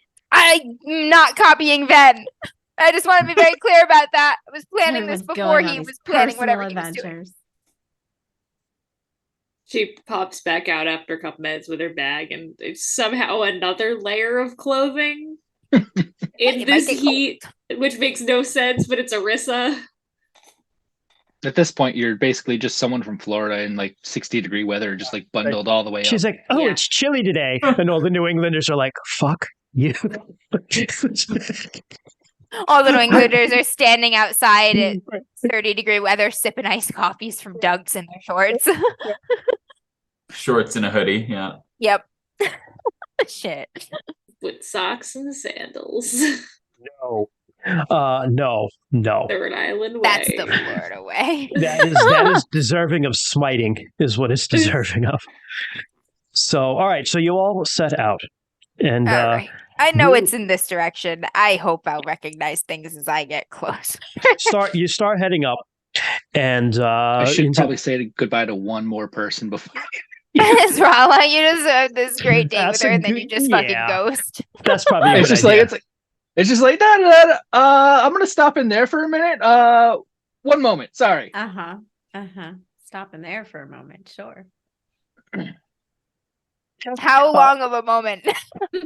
Oh, I'm counting out loud. Hey. Yeah, so you see her place. You can run in. Run in. Say You hi see to- Dareston's there. He's like Mhm. whittling a stick with a knife. Just like cutting.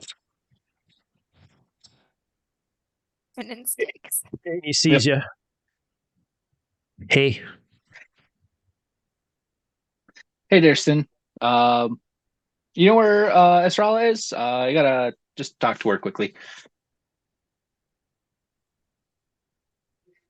Yeah, she's in the back of the place. I'll nod my thanks and head. He just back. like stares at you through his hair. His hair's gotten very long and like mangy, Mhm. and he's like staring. Now it's like covering his face, and he's like staring at you through it as you walk away.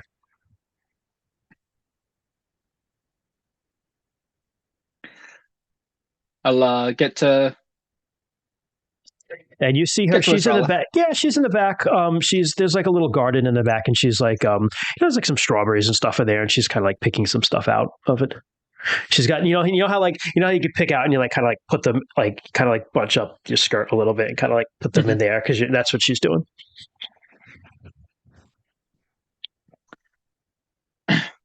I'll come up. I probably still have my pack slung over my shoulder, and I at this point I probably have my my axe on my. Yeah, so that's my hip, question too. was, what are you guys bringing? Are you bringing your weapons, your armor, like the whole shebang? I do have my bow and my axe Okay.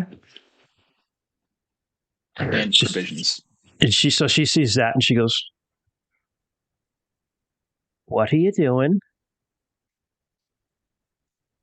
Oh, not just me. It's Rue's trying to do a thing. Ah, right. It's about Understandable. that time. Right. So, and you're going to do the thing with him. Got to make sure he comes back. Okay. I wanted to Just say the two of you, or are other ones going? all of us, Oh, the mighty adventurers. Okay. Well, or most of all of us. Some of us are right. elsewhere. Is Arisa going? She is. She'll keep you all alive then. All right. Well, be safe. I'll see you when you get back. Don't get killed. I promise. And that thing you got on you ain't going to do no good against them. It just bounces right off their hides. So you better try talking for once. There's always another way. Violence is not always the answer. I know. They're hopefully they're not much like the ogres I've had experience with. I never met any, but I've been bet that they're just misunderstood. Probably like our own. Right. Just be careful, though. Ruin. I will. Right. I'll see you when I come back. Better. Right. And I'll head out. Okay. I'm going to agree with Aru. You should just Irish goodbye. But so now, Now this is a whole thing. Right, now this is a whole thing. It's Everyone getting knows. worse. Each family we stop by saying, and their family saying goodbye to them Gradually because becomes of me like a just standing parade. there taking Yeah. their family away.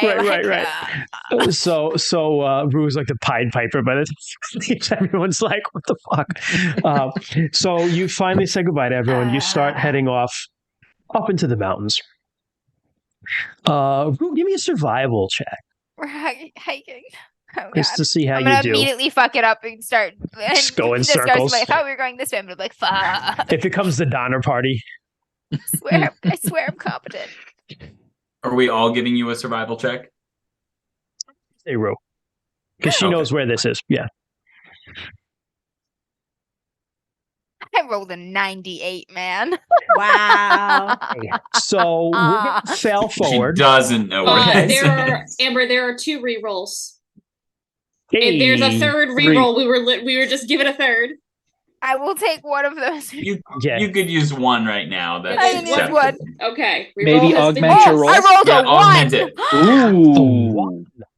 Damn! Thanks for that 98. reroll. Thank you. Fuck. That is I a- swear I'm competent. Thank you for making it true. That reroll was from 2 weeks ago from Maximum Nothing. I'm Maximum going to Nothing. Yeah. Yes. You're my personal hero. So, all right. Max. So there you go. So check. First of all, check that.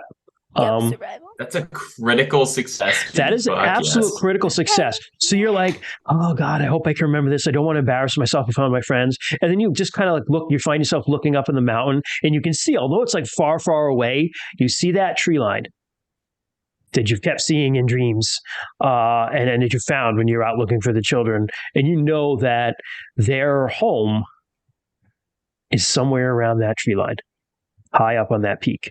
So you're like, that's where we need to go. So you just like start heading up that way. That way. And as you start heading up, and I'll say like by the time you were done saying goodbye to everyone, it was probably like, we'll say like 10:30ish in the morning because you were trying to get out early, but it took you a while. So you're climbing, and it's but you thought it was a lot further than it actually was, because if you remember, you came close to that little valley when you were looking. And so it takes about, because you remembered it now and you're not kind of meandering, it only takes you like 2 hours to get there. Holy fuck. So So when I said this was a long journey and made a big deal about it, I misunderstood time and space.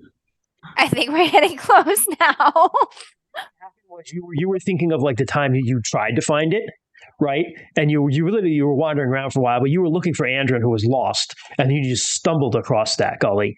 Now you're like, oh yeah, well it must be this way. And now as you go, you find yourself like recognizing trees and like, I remember this, and I remember how that tree was, and I remember this little clearing. And so you're able to just like get right. You're able to get on the direction, and within 2 hours, you find yourself approaching and standing on the edge of that very deep ravine. Oh shit. I think something's around here. I've seen this place many times. Kyrese smiles when he recognizes that you recognize the trees. And Taught the my boy how to rocks. track well. And the rocks. I way overpacked. Okay. Overnight or two is not a bad idea in the mountains because shit can happen. But Yep. yeah. I guess I'm gonna kind of walk up to the ridge and I'm gonna look down over the edge. Steep. It's not like a cliff face steep, but it's not something you can just walk down. The bottom is it's a very wooded ridge that you're on. This is mostly a mix of like different deciduous trees, not evergreens. Evergreens are a little further up. So it's all full canopy at the height of the summer. And even down there are some smaller trees and a lot of like underbrush. So you can't see the bottom very well. You can hear a little bit of running water. And as you're looking and you're staring down, you just hear a whisper in your ears. I knew you'd come. It's just gonna kind of straighten like on alert. Is it Killed Two Bears' voice?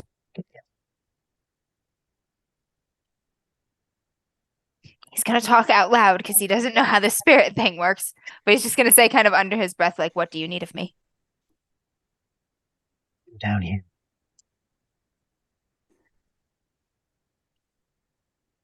I'm gonna look back at my friends who are probably looking at me like, this asshole said this is gonna be weeks and this is like a mild hike. Exactly. Bryn is so it's like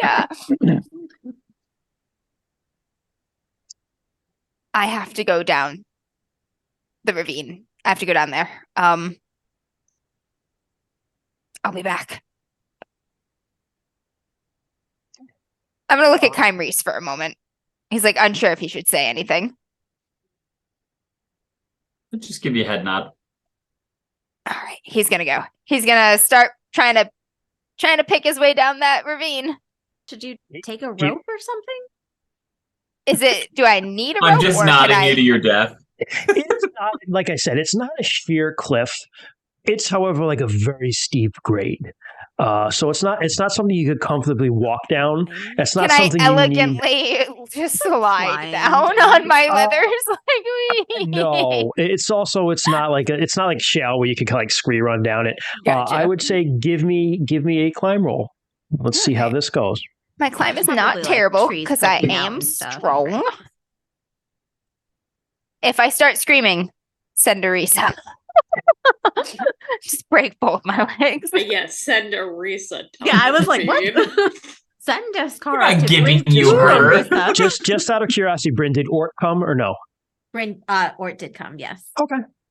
I did not make it. No.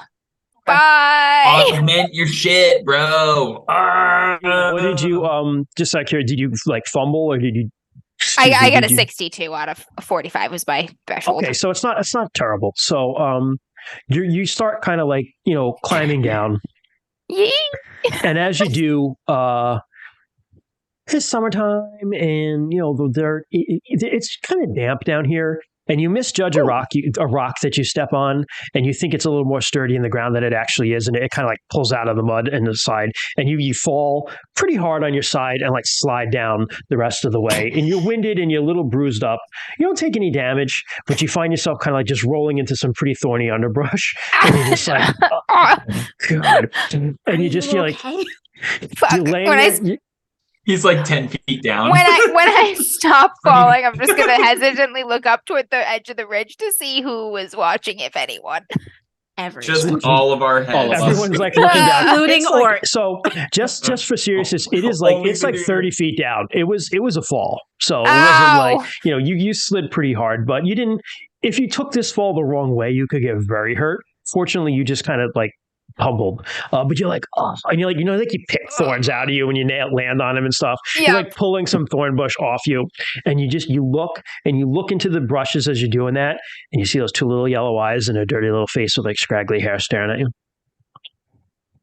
It's gonna go very still again. And just You're stare back. standing over something.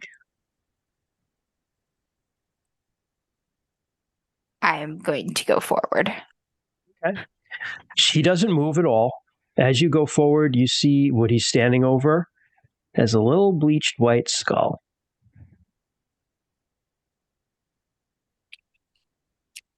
Not Oh an my animal's God. skull.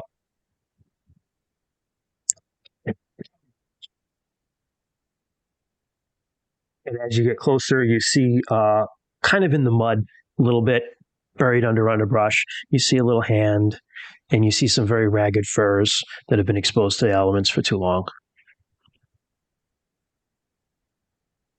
Did you fall or were you pushed? I don't remember. I was on the edge. I was tracking the deer, and I was on the edge, and the next thing I remember, I was in the air, and that is the last thing I remember.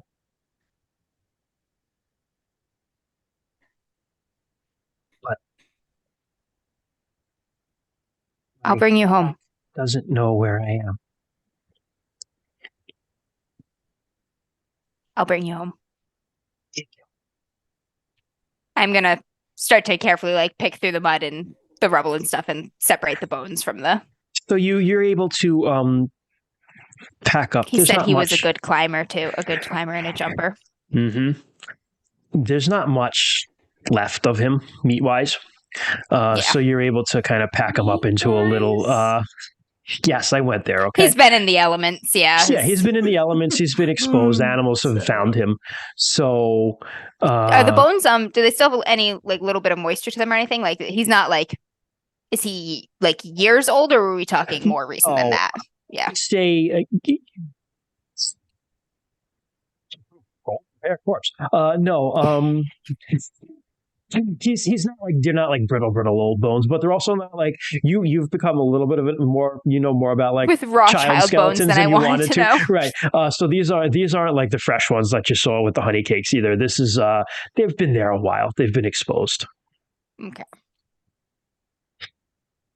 All right. I will pack that up. I'll keep an eye out for any little effects or possessions too, if there's anything. Probably not much, but stone, like a couple little colored stones that look like they might have been like strung together on a necklace at one point, but the leather is kind of like rotten. So when you pick it up, the leather kind of crumbles, but you're able to get the little colored stones. They were like little river stones that someone had like bored a hole through and kind of like put them on a necklace. I'll gather that all up in like a little blanket or something, or from my pack. Blanket and kind of like tie it together in a pack, and then I'll pack it in my backpack. Sure. Together. And a little burrito. You have a little kid burrito in your backpack now. Yeah. And this happens too often. If someone wants to, like, I don't know if anyone has any roll, but you can climb up. I'm going to say you can just climb up without rolling. It's fine because you had I'm going to go using my hands all fours. You're like very careful, and you crawl up, and you get to the top.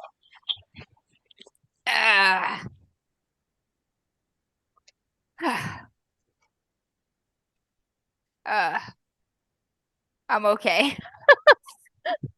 Good. A child died here. The one I've been dreaming about. Talmori child.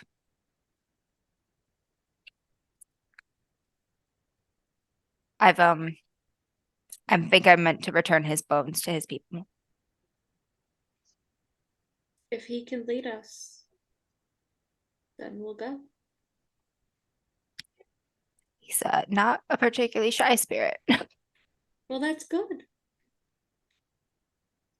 Can I cast my spell Detect Spirit? Absolutely. I would love to do that. So I need to roll my power, unless he's a willing subject, right? Just say that in this case, since there's no danger whatsoever, this is a nice email I got from someone. I guess it's a pretty standard Runequest thing that we're not in any sort of like life or death situation. If you just tried, you'd eventually succeed with the spell anyway. So I'm going to say you can just cast it. You will earn a check on your power, or on anything for casting it. But you can just cast the spell, no problem. You certainly take off, you can, I wouldn't even worry about the magic points because they'll regenerate later too. So. Okay, sounds good. Yeah, I'll just cast Detect Spirit, see if I can sense his presence. Sure. You detect, because if I remember correctly, Troy, if you happen to have the description in front of you, it doesn't quite say you see them. It says you sense their presence, correct? Yep, and it breaks up spirits into two categories. It's those that have above 18 power and those that have below 18 power. And you sense their presence. You can't like see their full.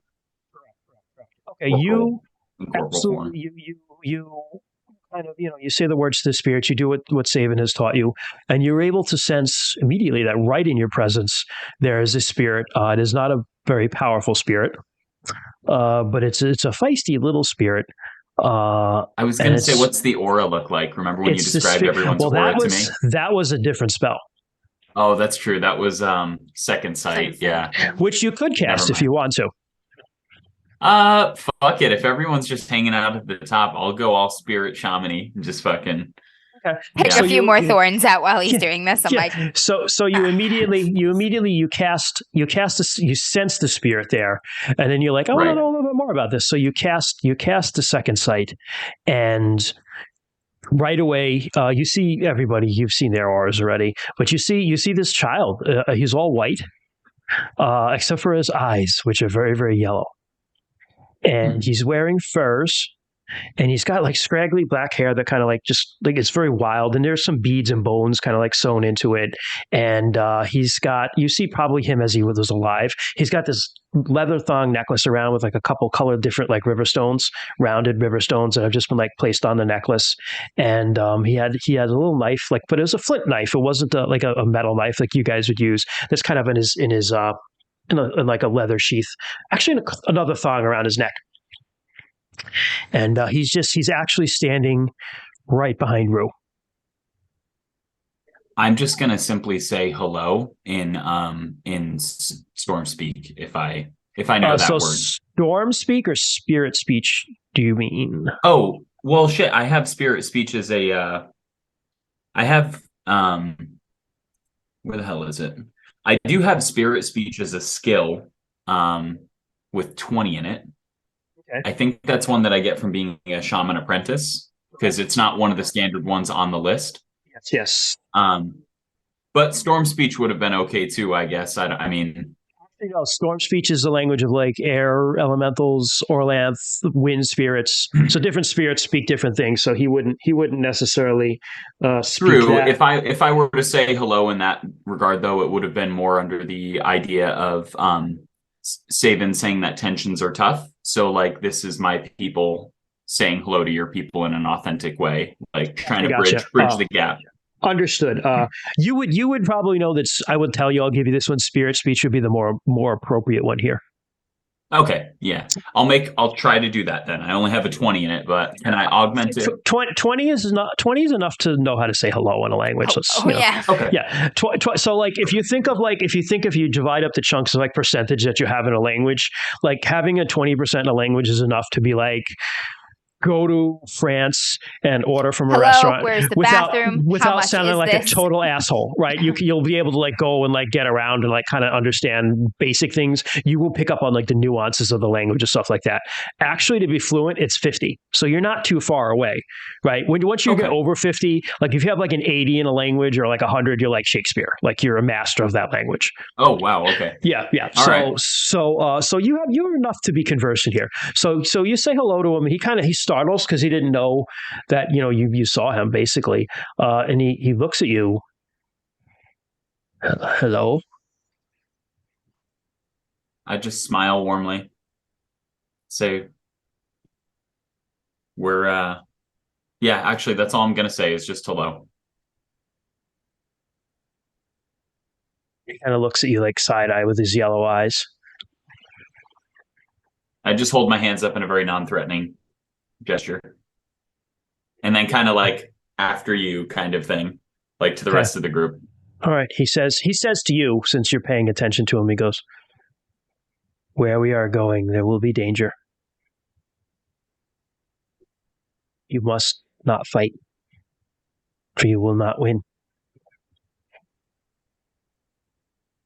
I don't know if I can quite say this fluently, but I try to say something along the lines of, somebody of my stature doesn't make it this far by picking a lot of fights. He goes, "Make sure they know that."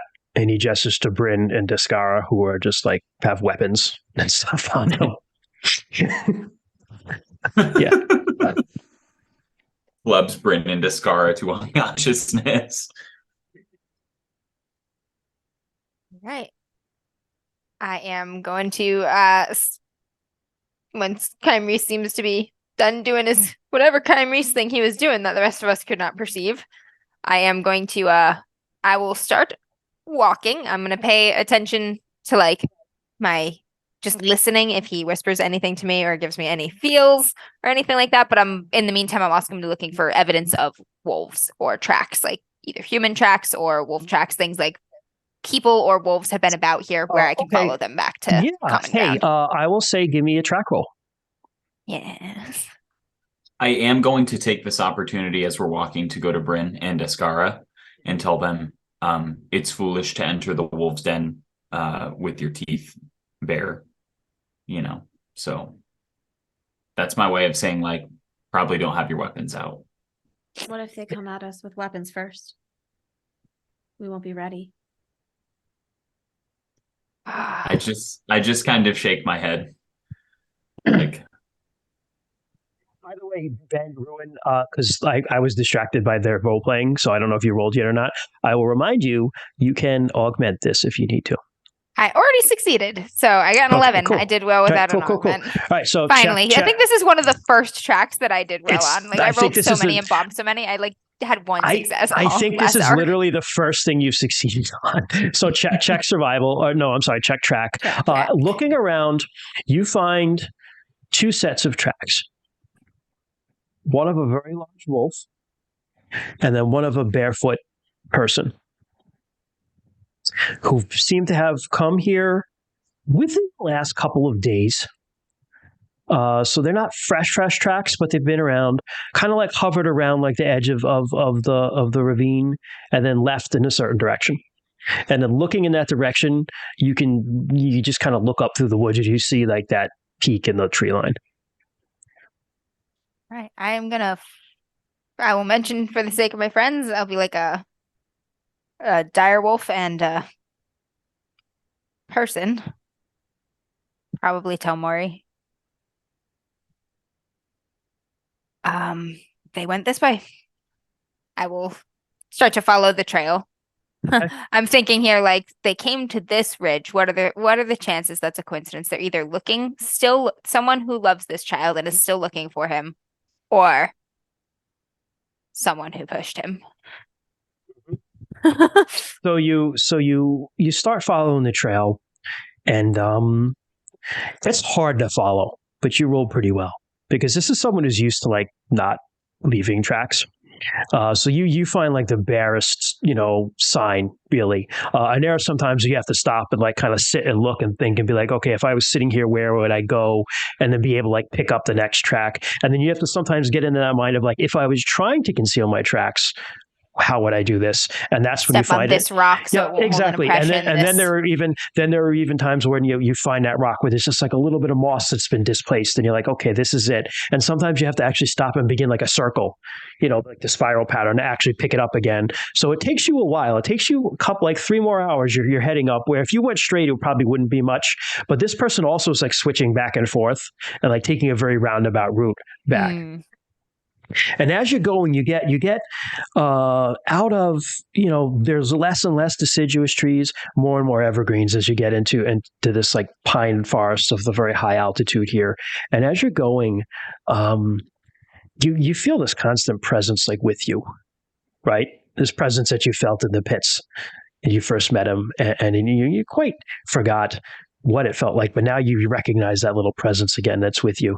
And as you're going, you sense all of a sudden you're getting deeper and deeper into the woods. You sense this like, watch out. Ooh, I will kind of hold my hand up for everybody to stop moving, and I'll just kind of crouch down and like listen and look. You all stop, and you all start listening and looking, and you guys are like, I don't know how you guys feel about this. Arisa's making a very sad, scared face right now. Look, Rue says stop, she fucking stops. Okay. In front of you, from behind a tree, a figure steps.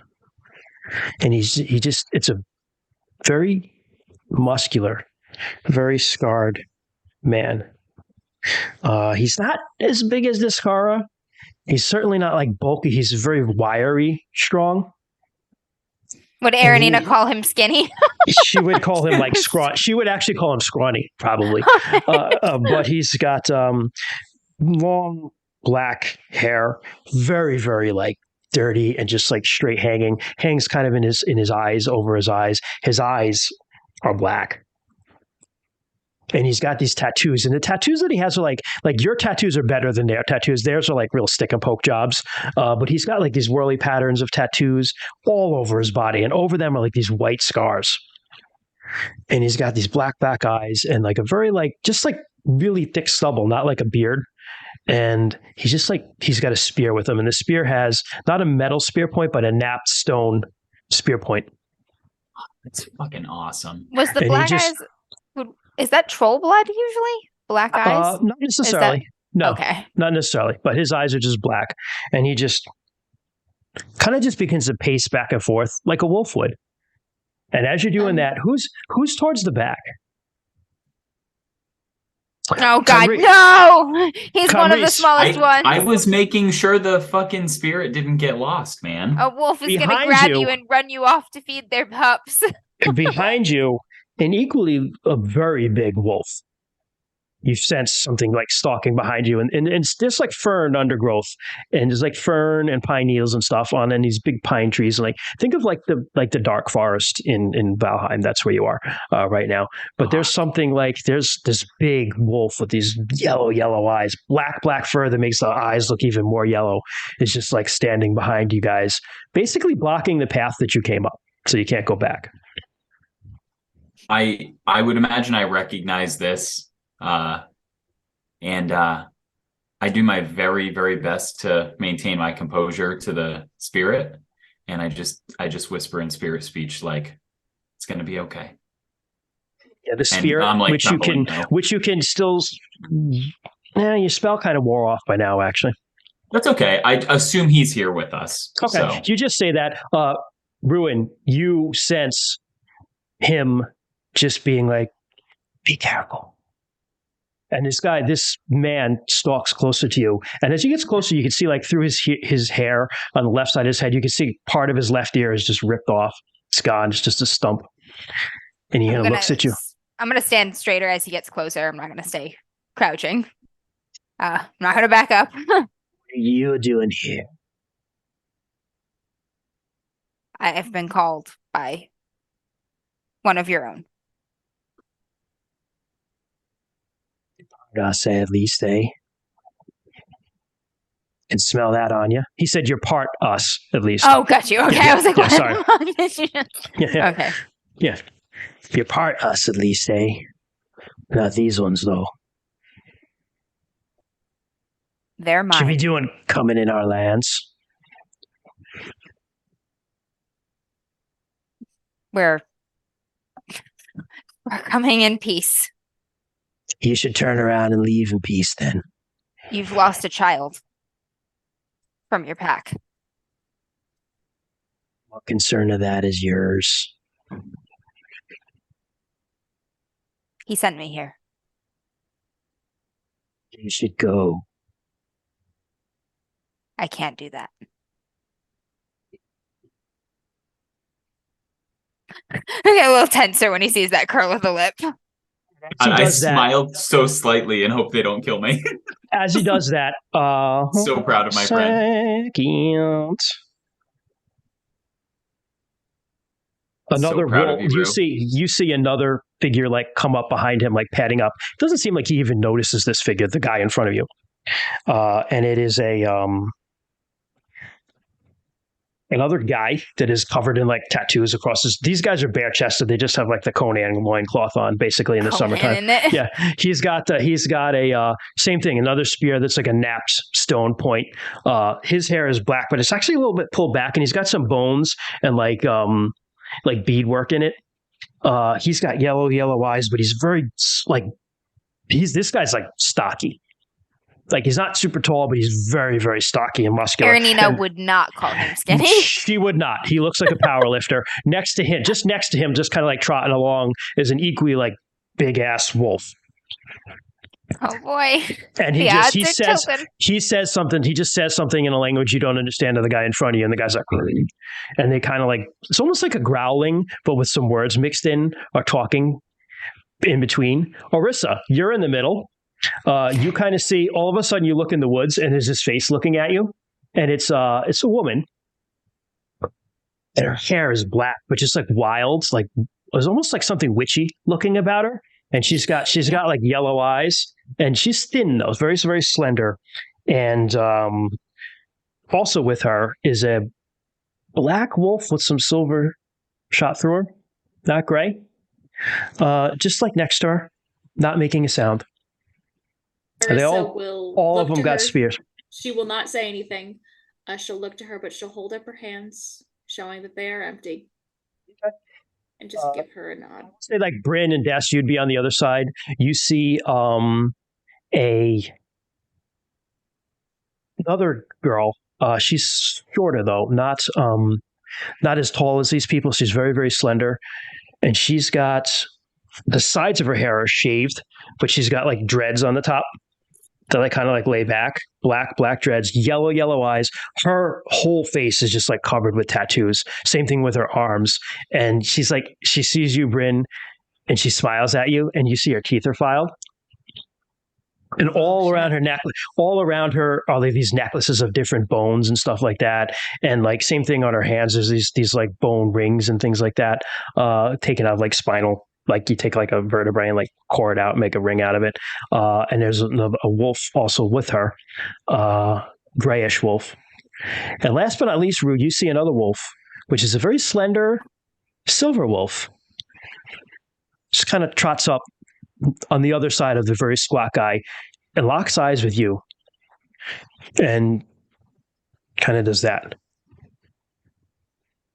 You recognize it because my dreams. You've been dreaming about a silver wolf. But in the meantime, these guys are having like an argument. Distracted. There's enemies everywhere.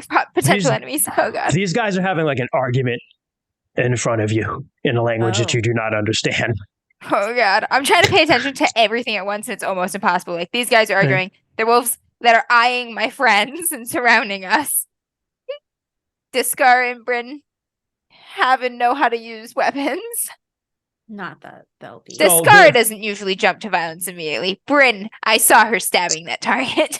So the squat one, so the main gist here is the squat one is having an argument with the guy with a half an ear who is the first guy to find you. And the woman with the filed teeth looks at squat guy and says something. And then he's like, and then he looks at you, and then the dirty first guy like yells something at him, and he's just like that, and the guy kind of storms off, the first guy. Oh, okay. After shooting like daggers at you. Yeah. Daggers, and the big wolf behind him leaves as well, the one that was cutting off your solution. Bad feeling about that first guy. He was not at all interested in what I knew about the missing child who sent me.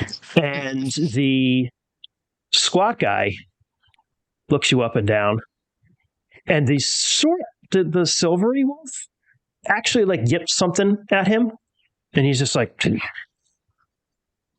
and he looks at you, Rue, again, and he says, walks in the dark, says, you have something? I nod. A child killed 2 bears has been coming to me. The girl with the filed teeth has come like right up next to him, and she's just like, how do you know that name? He gave it to me when I saw him. He led me to his bones. Where did you see him? Mostly in dreams. But I saw him on the ridge earlier today. They talk a little bit in their language, a little more. And the big one, the man, looks at you again and he says, "You coming with us? You need to meet Chases the Wind." I've got so many names written down. What my names? My notes. Okay. I told you about. Yes, Wind Chaser. Wind Chaser. The first thing that I think of is, have they ever caught it? So they fall. Go ahead. I nod. But I kind of look back at my friends and I say, those are my people. I need to know they'll be safe.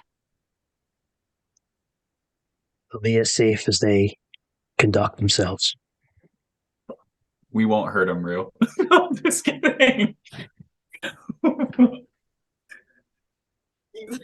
I will look back and I'll say, I'm gonna go speak with their leader. Oh no, you're all coming. We're all going to speak with their leader. Don't do anything. I Bryn. Bryn's looking at everyone around her. I'll kind of just clutch the strap of my pack a little tighter, and I will I'll say lead the way. The big one with the the dark, squat wolf take the lead. On the side, the very quiet, witchy-looking one and her extremely quiet wolf. You realize, actually, that you never see the wolf actually make a sound, Arisa. You never hear. Like, she makes a sound as she walks, but she doesn't talk. She doesn't bark. She doesn't do anything. And as you're noticing that, you're like, oh, that's weird. And then, like, the sun is shining down, and you notice the woman does not cast a shadow. Would I have any indicator of knowing what that's about? She It's doesn't just have one. super fucking cool. Okay, cool. On the other side is the one with the filed teeth and like kind of like the leaner wolf. They flank you on that side, and he leads the way. And the silver one walks behind you, Rue, but looks at you strangely the whole way. I'm gonna keep looking at this wolf too. Like, You kind of like that kind of look, and like look ahead, and like trying to pretend it's not looking at you, but it keeps looking at you, like that sort of thing. You know, like we're kindred spirits, or we're like, oh no, I'm not looking at wolfy eye contact is what's going on. Yeah. so cute. So he leads the way, and the filed teeth one, she's looking at you, Rue, and she's like, "You're the one that lives down with the deer folk, yeah?" Fireborn. Yeah.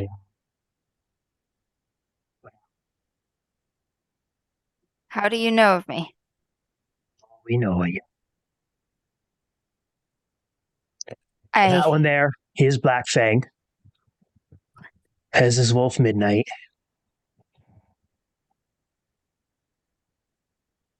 Over there, Shadow. And Silence is her wolf. Walks in the dark.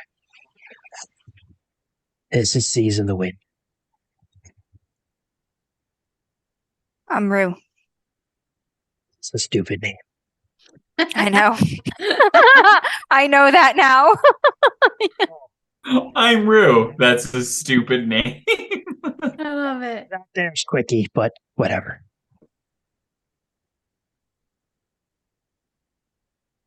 Quickie's the one with you.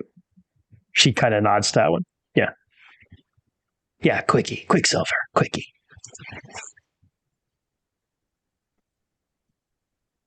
It's nice to meet you. Yeah. The one before that was Ripping Claw. He doesn't like me very much. He doesn't like anyone. It was good you found you when we did. Otherwise, he probably would have killed you.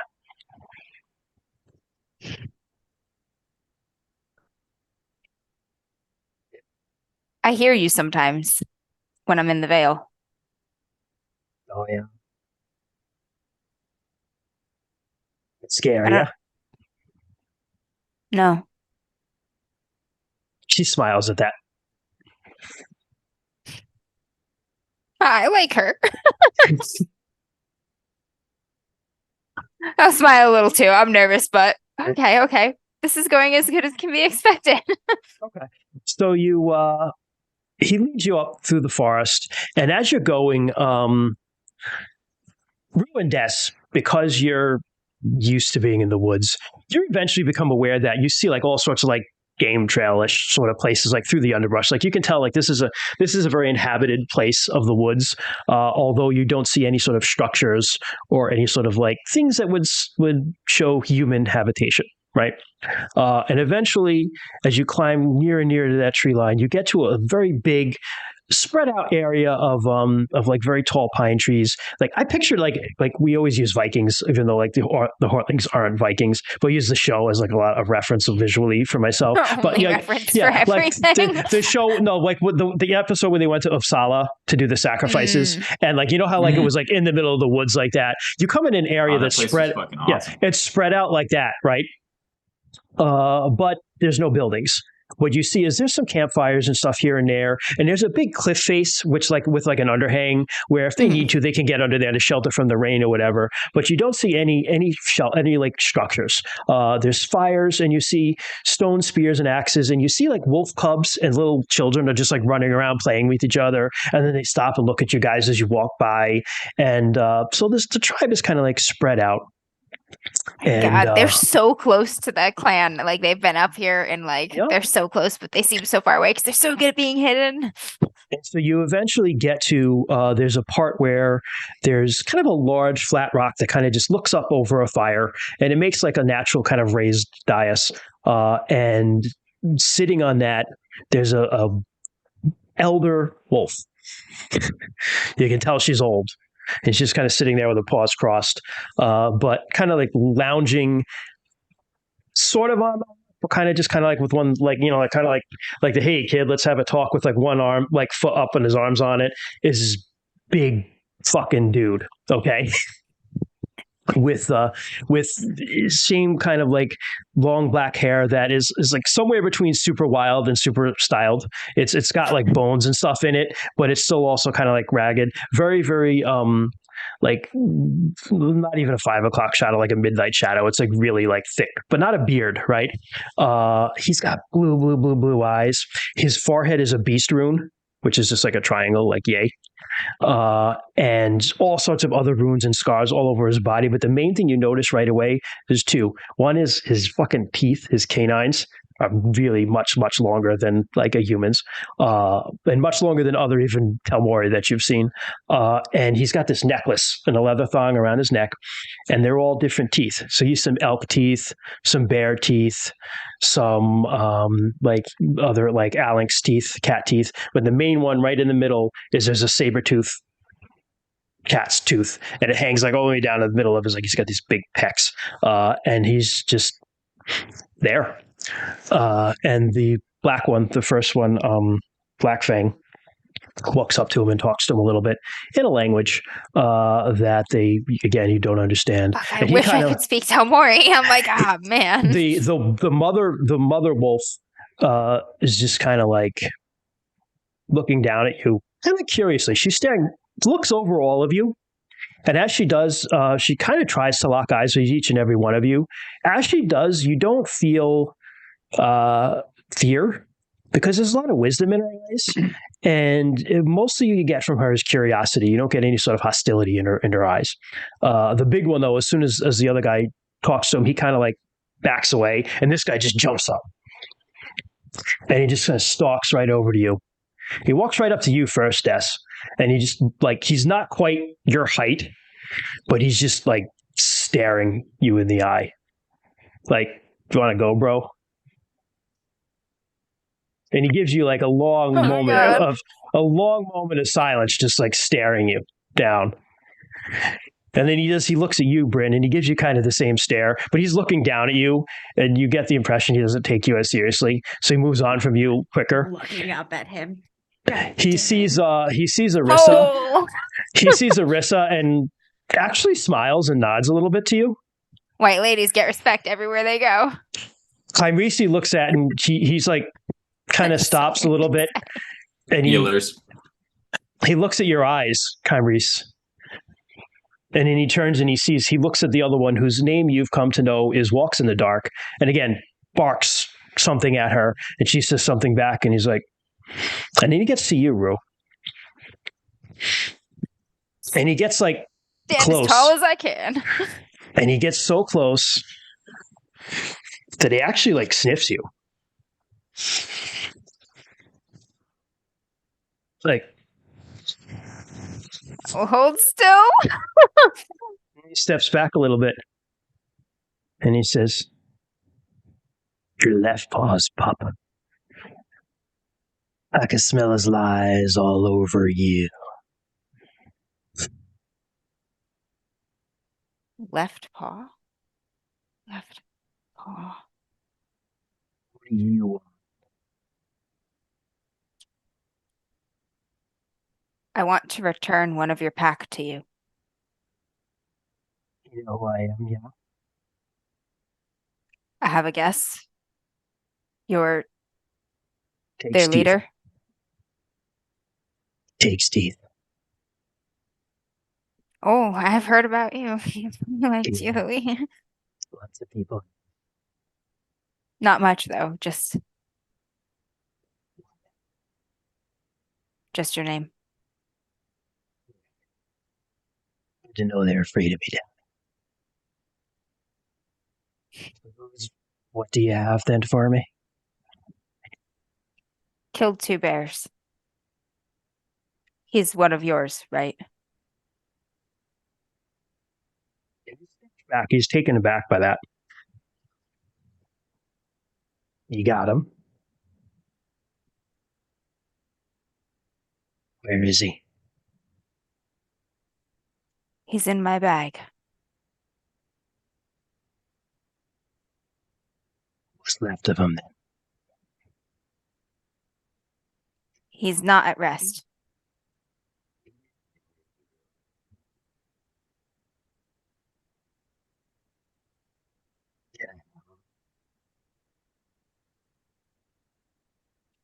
I'll kind of quickly glance at the other Telmori around to see if any of them seem alarmed by that request or if that seems like an okay request.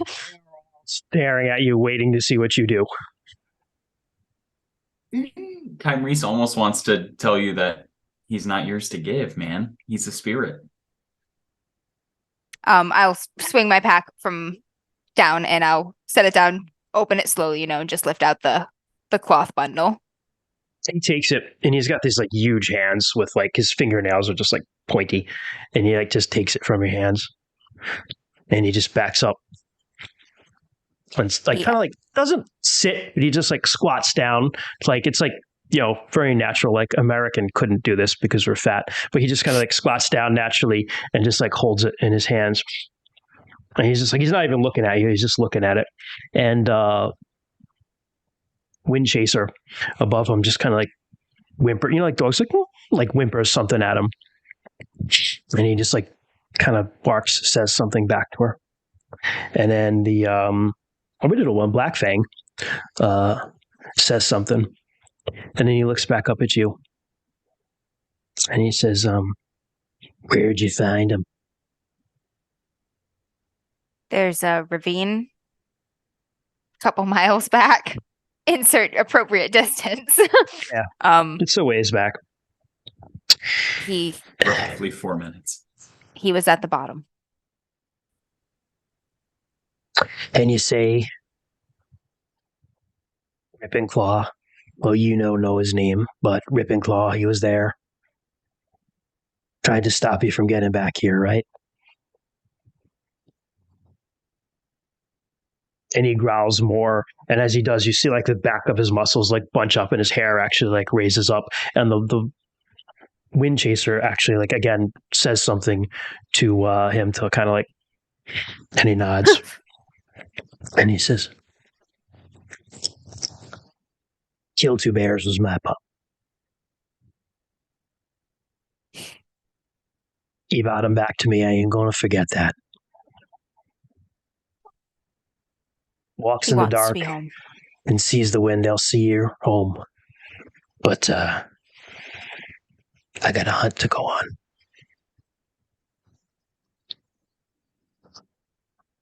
And he just takes his pup and just kind of walks back and turns around and begins like barking orders, because that they're gonna hunt this motherfucker down. Yeah, they figured out my feelings were correct. Yep. Oh God. And then as he does, walks in the dark, just kind of like she's staring at you with like those weird face and like smiling or pointy teeth. I'll see you home. I also came for me.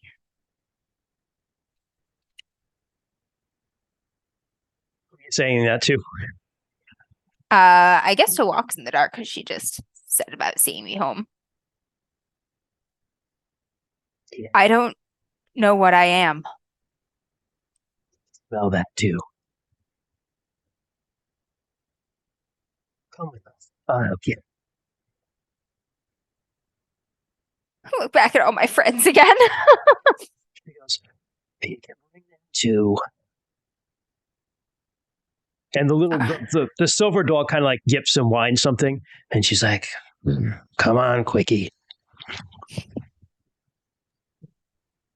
I will follow. Yeah. I'm So so, she begins- nervous right now. My pulse is like thump, thump, thump, thump, thump. She actually begins leading you like back the way you came down the mountain. And she leads you for a ways till you're kind of away from everyone else. Okay. And as you're walking, like, what's the highest, like, just general, I would say like power scores, I guess is what I would say. Fucking everyone but me. Oh, really? I think it's probably Kyrese or Descara. Yeah, because mine's up there, but it's not the highest. I'm at 17. I'm also at High enough. 17. I'm only But at she's- 11. Okay. Rocking at 11. Fuck it. I'm going to give it to all of you because it's getting into like the mid to late afternoon now. And so there's lots of sunlight coming down through the trees. So there's lots of shadows. As you walk, all of you notice this because you're spending kind of a lot of time observing her because it's not the sort of person you see normally. You swear to God, sometimes her shadow moves in ways it shouldn't. Walks in the dark. Yeah. Yep. Like she stops and the shadow looks like it takes an extra step, something like that. Or she goes this way and the shadow seems to like go the other way around a tree and then like come back, almost like it's looking for something. But she walks a good way. You walk about 20 minutes. So you're like to the point where you're like alone in the woods. And then she stops there. She goes, that was killed 2 bears. It was his son, his own pup. And, well, we had our suspicions, but we could never quite prove what happened. But him and Ripping Claw, they always hated each other. So he killed his son. Yeah, well, he ain't gonna get far.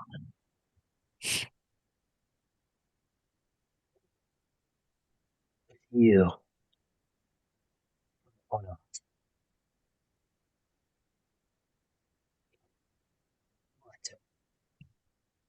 He did a great thing for us. Others might want me to do this, but the spirits want you to be rewarded. She kind of reaches into her pack. She has not a pack, but she has like a little like satchel that she kind of always wears with her, and it's a very beaded satchel. It looks like it's made out of deer hide, actually. But she reaches in there and she pulls something out, and it's a little like water skin. And she goes, "I can smell that you're struggling, and without any guidance, it's only going to get worse. I can't give you a full blood spear ritual because you ain't one of us. But you take this and you drink it the next Sirar, and it'll show you what to do." I hold my hands out for this. The next what? Sirar. The night of sorrow, lass. Lad. Wild day. Yeah. Okay. Thank you. You don't belong to us, but you still belong to Telmore. He alone can judge if you're worthy or not to hunt with him.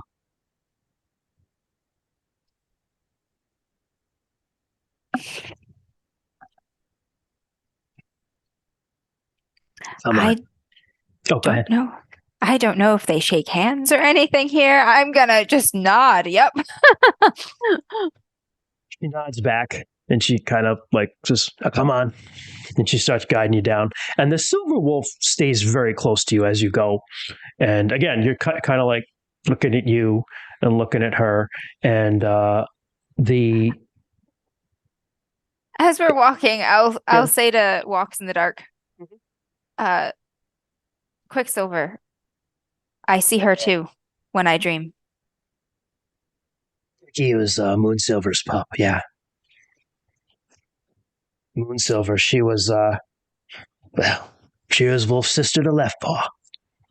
Left paw is your paw. How did you know?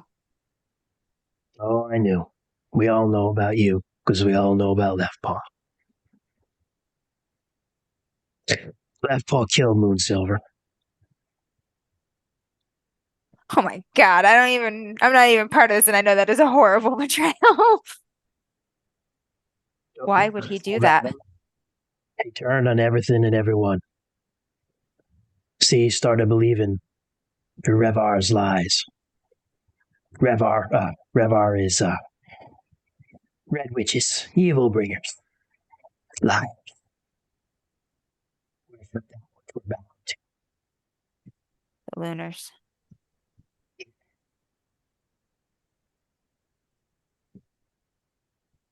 He killed my grandmother. Okay. Yeah. Fuck him. One day maybe you sink your teeth into him, yeah?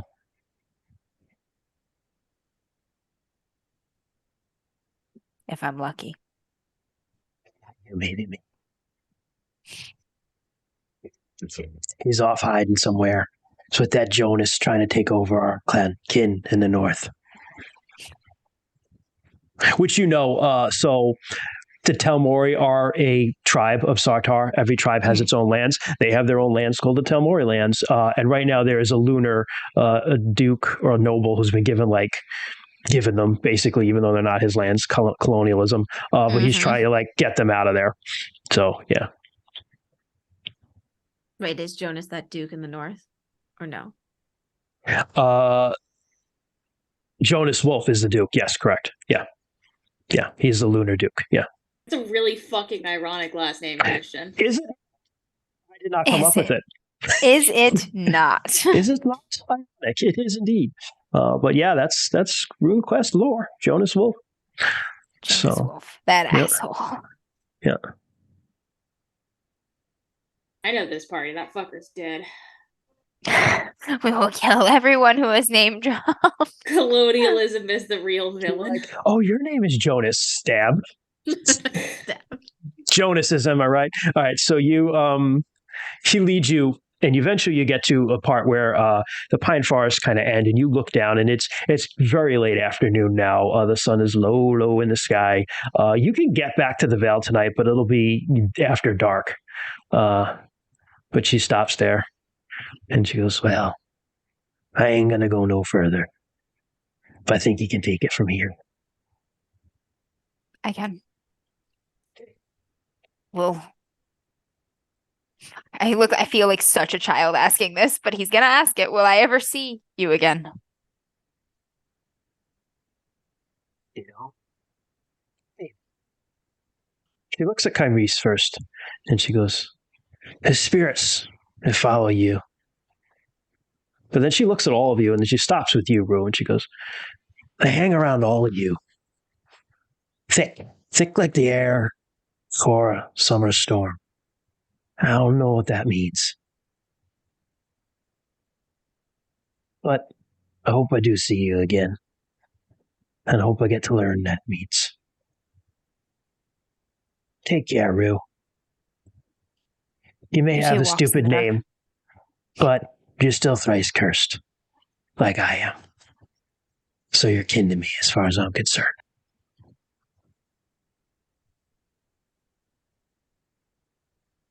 I'll give her a nod with a little heartened smile. Shit. Shit. He feels like such a child. She kind of just she nods back. She catches all your eyes and nods back, and just kind of fades back into the woods and eventually turns and sees the wind, gives you one look and turns. Quicksilver stays for a while before she's the last one. She gives a very long, lingering look at you, Rue. And then you can tell she doesn't really want to turn around, but she turns around and leaves. Oh man, Rue's gonna stand there and stare at the trees for a while. They slink off. They slink off, and eventually you just, it's that part where it starts to get dark under the trees because dusk is coming, and It's a nice summer night. You could camp here, or you could try to make it home.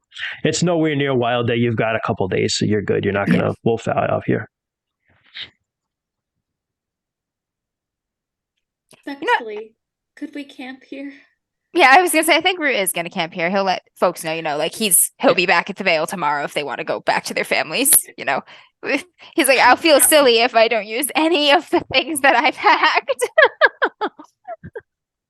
Arisa very politely and very quietly wanders off to go vomit, and then returns back a few minutes later. That's awesome. Poor girl. I'd like to start a fire with the ash that we chopped down earlier. Sure. You start a fire. We brought some of that tree with us. Yeah. Ash is sacred to us. So as the embers are dying low or whatever, I'm gonna grab some of the ash from the ash, and I'm gonna kind of just like coat the tongue of the ogre that I'm wearing. Keep chaos at bay. Do you think he's where he needs to be? Killed 2 bears. We'll know if we never see him again.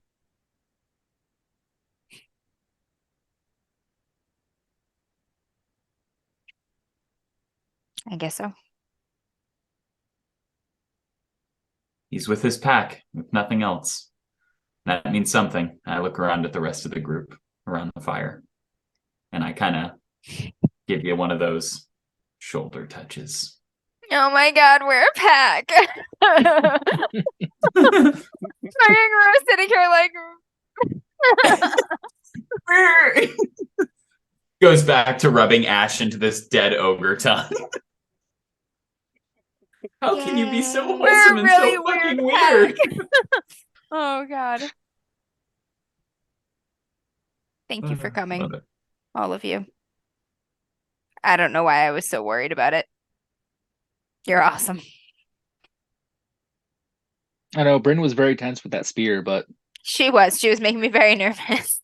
I mean, she's doing her job right. yeah. And so begins the roast of Bryn. She could have taken them, right? The waist down. It's the way to be. Hey, that's a compliment for both of us. Yeah, exactly. Go for the legs. Looks menacingly at the tall folk.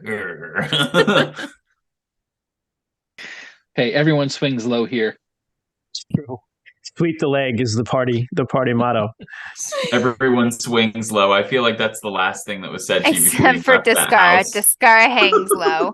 Oh Wow. I love how he literally said the same shit. So We back are to the start. One mind. Fucking Bliss bliss bot. Bliss spot. So, okay.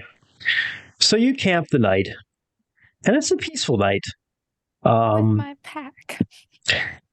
You get a really good night's sleep for the first time in a while, Rue. Oh god, sleeping on after the spike mat sleep. Yes. Yes. And, in the morning, you wake up, and this is that hazy summer morning in the vale below you. And unless you guys have anything to do, you head on home. Does anyone have Ready to- anything they want to accomplish before we move on to Wild Day?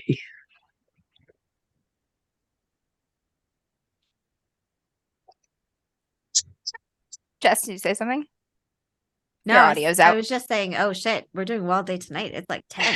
Yeah, it's late. I think we should finish it if everyone's cool. I don't think it's going to take super long. Okay. If you're cool with that. Okay. If you don't want to, everybody can bounce. Our international viewers who will watch until 4 a.m. their time. Yeah, it's they're not complaining, so Yeah, I'm ready to rock. If okay. everybody else is. Yeah, if it's not So- too long. It's not going to be. I'll make it Okay. not that way. Shit, Wild Day's coming. Oh god, I have this bottle of something. Drink So the Wild grog. Day comes, and you've had a really peaceful week, surprisingly, bro. But Wild Day comes, and with it, you anticipate the nighttime coming soon. But you find yourself alone in your home with that bottle. I don't know how fast this bottle is going to work, so I'm going to take this bottle into the woods. And then I'm going to drink this bottle. You head into the woods and you drink it, and it's very bitter, and it smells very earthy and very spicy in a weird way. And there's like bits of like plant and stuff in it, like maybe little mushrooms. It's chunky. It has It's- pulp. God, Yeah, it's like it's like pulp. it's really like pulpy orange juice, but it's like a red color. It's like a really red color, and it tastes almost a bloody taste to it, like a copper too. But you drink it down, and it doesn't take very long where your eyes just become very, very heavy, and you fall asleep. And as you're starting to fall asleep, you hear wolves howling in the distance. And when you wake up, you find yourself in a misty forest. And it's very similar to the forest you were in where you were high up in the mountains. It's very tall pines, very little underbrush, but there's a very heavy mist on the ground. And you're like, oh, you get acclimated to it. And you see loping out of the mist just kind of appears a sleek, silver, fast wolf with yellow eyes. And she looks at you. And it's like, it's not anything that's said, but you just know it right away. Run with me. And runs off into the woods. Not even going to hesitate. I'm going to go with her. Like the first sighting, like I'm glad to see her again. You rush off into the forest, and everything around you can smell and you can taste, and everything seems so much more alive, including you. You feel very alive as you're doing this. And as you're running, other shadows come up out of the mist, and they're gathering all around you, running with you. More wolves. And somehow you just know, as you're running in this pack, that these wolves, instinctually, you know they're your ancestors. And instinctually, you know that they're very happy that you're here. But you also know that there's some sort of melancholy in this moment. But it's not around you. It's just a sorrow for someone who strayed from the path. A missing link in the chain. Correct. But you dash through the forest, and you're leaping over small streams and exposed roots, and the cool air, you're just tasting it as your tongue is hanging out of your mouth as you run, and it just tastes delicious. And you're like, am I running on all fours?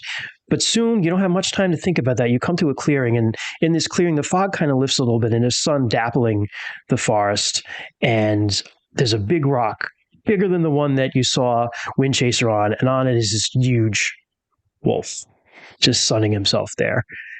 And he sees you as you look, and you lock eyes with him, and he's got these ancient, wise, but sad eyes. And you know you have to approach the wolf. I will go for it as brave as I can be.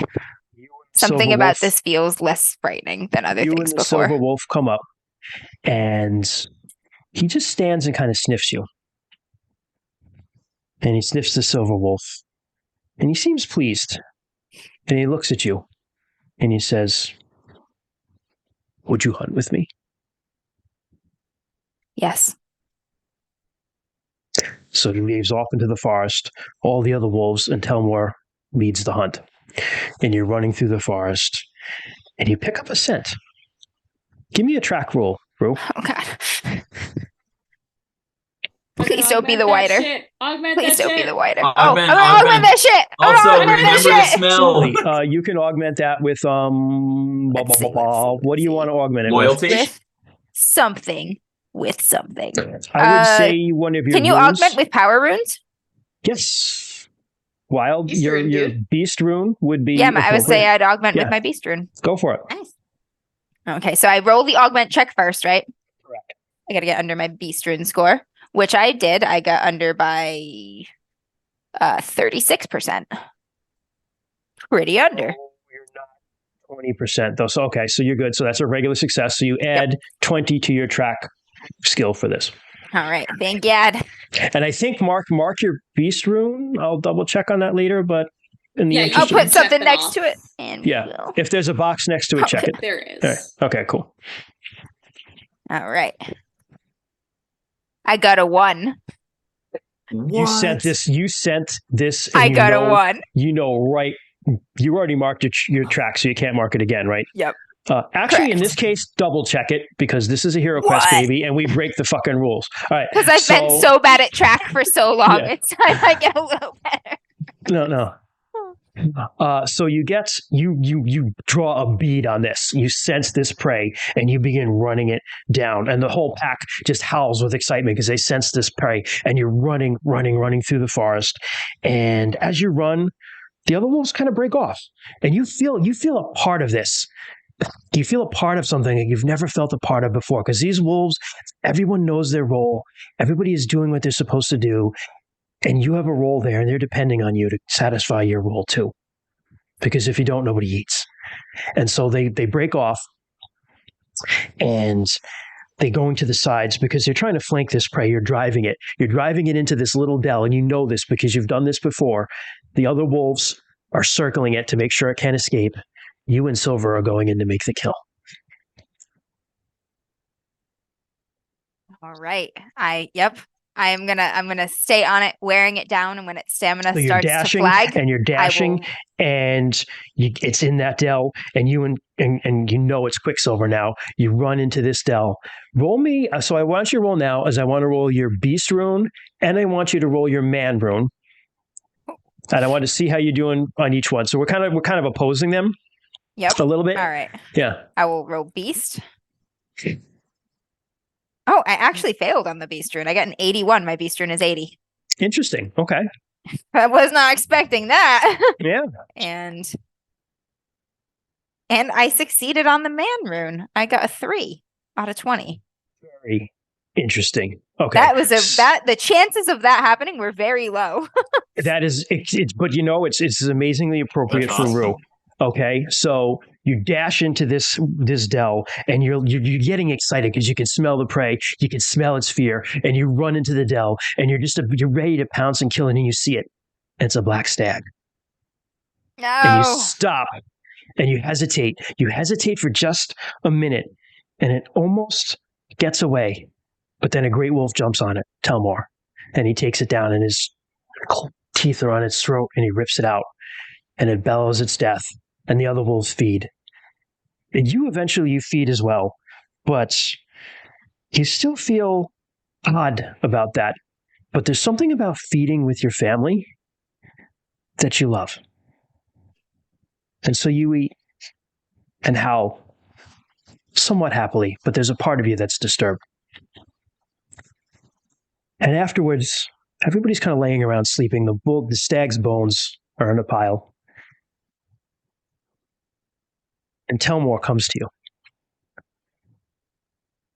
And he just beckons like that, and he walks off into the woods.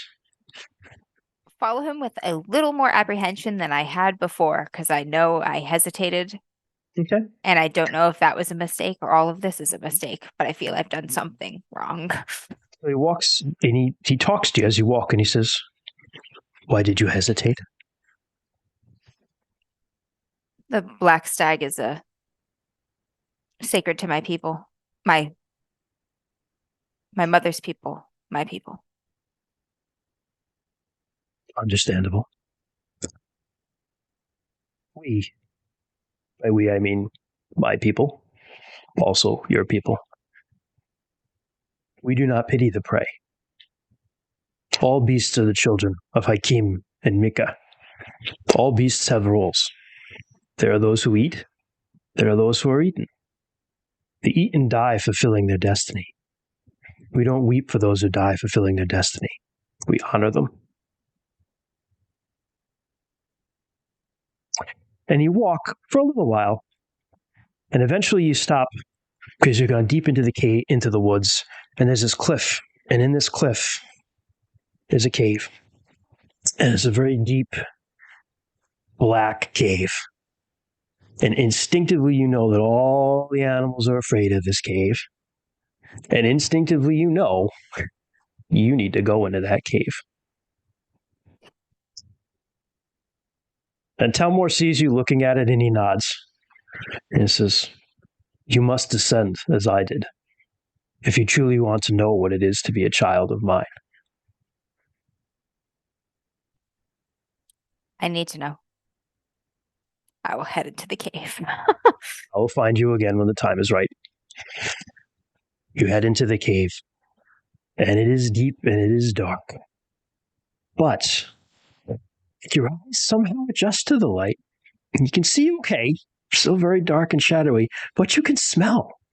Do you have a snout? No, you can't have a snout. But somehow you can smell really well. And you know there are other things in the shadows with you because you can smell them. But they never come near you, and they never bother you. And you go down, down, down, down into the caves until you come to a big underground grotto. And there's a pond, little underground lake, clear water. And there's a figure with her back to you sitting at the lake. Bryn? Oh, me. Yep. Rue? What? Bryn, What are you how are you? doing? What are you doing here? Why aren't you hunting with the other animals? What are you doing? I did hunt with them. Did you? How are you here? He told me to be here. Who?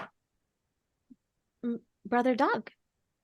He told me you'd be here because you're afraid. You aren't, though, are you? He said you'd be ashamed. He said that you think that you're less than everyone else. Not as brave, not as strong. But that's not true, right? I know you. I think you know the best of people, Bryn. That doesn't mean it's any less true. You've shown yourself. You've proven yourself. I still make mistakes. But you still keep going. You're as strong as anyone else. Maybe even stronger. You've had to wear thick skin, thick fur to bear everything you've done. You've had to be strong to carry on. You're a mighty hunter. You've provided for all of our people. You'll prove them wrong. Right? I'll try until I do. Let's show them. Let's go. How? I think it's this way. He's so confused by Bryn being here. Come on. He's gonna follow her. He's gonna be like, "Are you real?" So he starts following Bryn, and she leads you even further down, deep underground. You know you're like deep underground because it's so quiet and still, and you don't even remember like what the surface even was like. You're way down. You follow her. Sometimes you think, does Bryn have a tail? 2 tails? No, that can't be. But she leads you somewhere deep into the underworld. She leads you to it. The sharpest teeth. With these teeth, you can hunt and kill anything. With these teeth, you can show the world that wolf is not to be trifled with. So you take them. Bryn somehow isn't there anymore, but you stead back. And it's a long climb to the surface, but when you get there, the sunlight just falls on you. And it warms your fur. Do you have fur? But it warms you. And you know what you have to do because you look in the sky and you see the sun crossing the sky dome. And you stride into the air, your paws running over it as if it's the forest floor. And you catch scent of your prey. And it's hot and there's a strange spice to it, but you follow that scent and you accelerate as you're running. And you see him ahead of you, a golden man. He's so golden and he's so bright, it hurts to look at him. And he's riding a shining gold chariot, and there are griffins pulling it. But he looks back and he sees you. And he lashes the griffins and he begins to run, and you speed up after him. You're running him down. You can smell his fear, and you're so excited that you smell his fear. You run faster and faster, and he's lashing these griffins. He's trying to get away from him, but you're gaining ground on him. And he looks back at you, and you know, looking into his eyes, that he knows his death is upon him. And you love that. You jump and you leap and you catch him, and his throat is in your jaws, and you feel the bones break, and you feel life leave him. And far, far away, you hear Fox laughing, because the light goes out in the world. It's plunged into darkness. Everything around you begins to die. The wolves have been tricked. You've been tricked. I always fuck it up. God damn it. You walk through this dark. You wander. You rue again, and Quicksilver finds you. And you know, in a dying world, the wolf does feast. So you don't starve, as people around you do. But you become hated. And you're wandering. And there's a point where you see lights up ahead of you. Fire. And you come close to it. It's a village. Men. You want to go and you want to talk to them, but spears are thrown at you. Curses are hurled at you. And they're chasing you. And you run again. You run, leaping this time over dead roots, over dead trees. They're far behind you, but somehow you feel they're gaining on you. But ahead of you, you see another light. This one on the ground, but it's a great light, far, far away. But you run after it, and you know you're going to be able to get to it before the men are on you. And you get to a forest, a green forest with a clear stream running through it. This thing does not exist in this world, but somewhere in that forest is a great light waiting for you. And you wander through the forest, and you feel like you're home again. And you get to another clear clearing in the forest. And there's this bright light, so blinding you can barely see. In the middle of that bright light is a darkness. The darkness is in the shape of a man. And he calls to you. Come forth, for your pursuers also pursue me. Come forth in peace, your enemies are my enemies. The enemy of my enemy. I will approach the figure.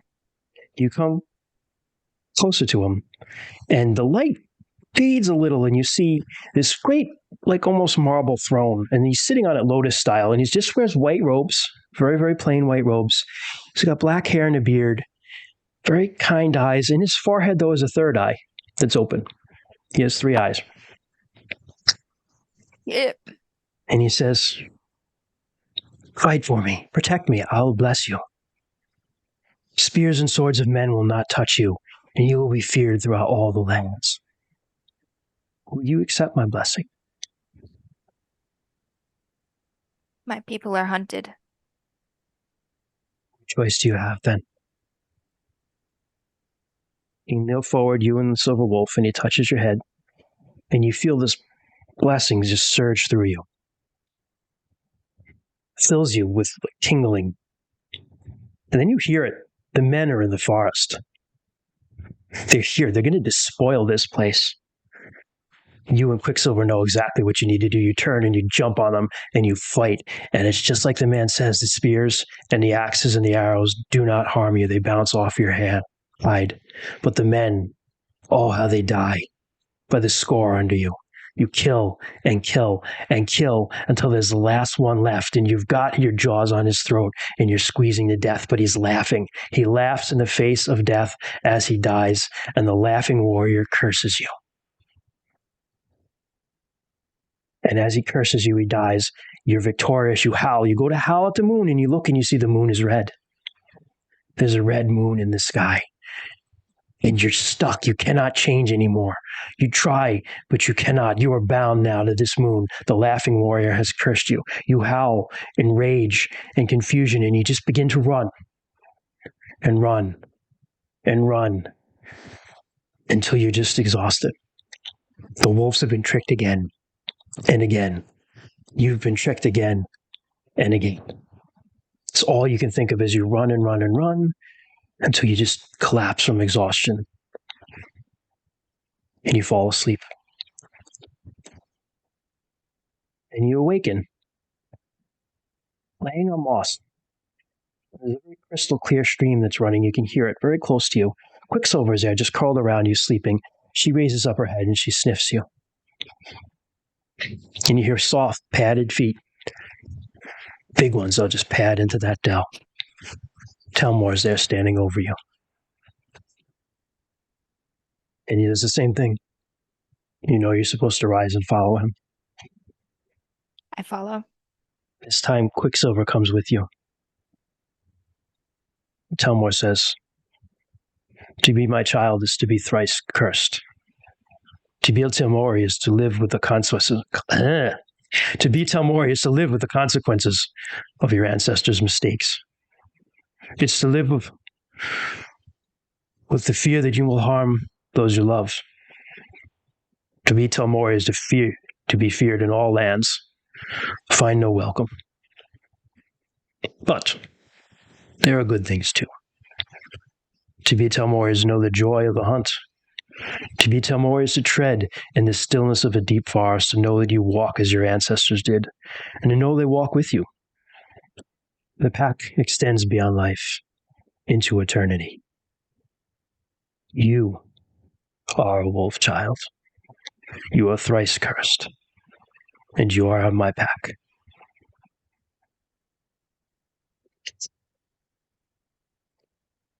And he keeps walking, and he says, in ancient times, we fought for the bright god because we believed his lies. We were defeated by the laughing warrior and cursed, bound to the red moon, to lose control when the goddess turns her face towards us. Trust not red witches and their lies. They bring only sorrow to our people. And you realize you've reached the edge of the forest, and there's nothing but mist in front of you. And he stops there. And he looks at both of you, and he says, I bind you now as wolf brother and sister. Rue, Quicksilver, your lines have been bound together since our people fled Dorister after the fall of Nysalor. Be bound together again. Now, hold fast. Your pack is all you have. Can the curse be broken? Be careful what you wish for. But I'll ask you one last question. I once hunted the sun. Could a wolf not hunt the moon? Think on that. It'll mean much to you in the time that comes. And he just pads back, turns around into the mist, and leaves you. And then you wake up, and you're in a dell. There's a small, crystal clear stream flowing through it. Quicksilver's laying behind you. She raises her head and sniffs you and says, hello, brother. We'll end there.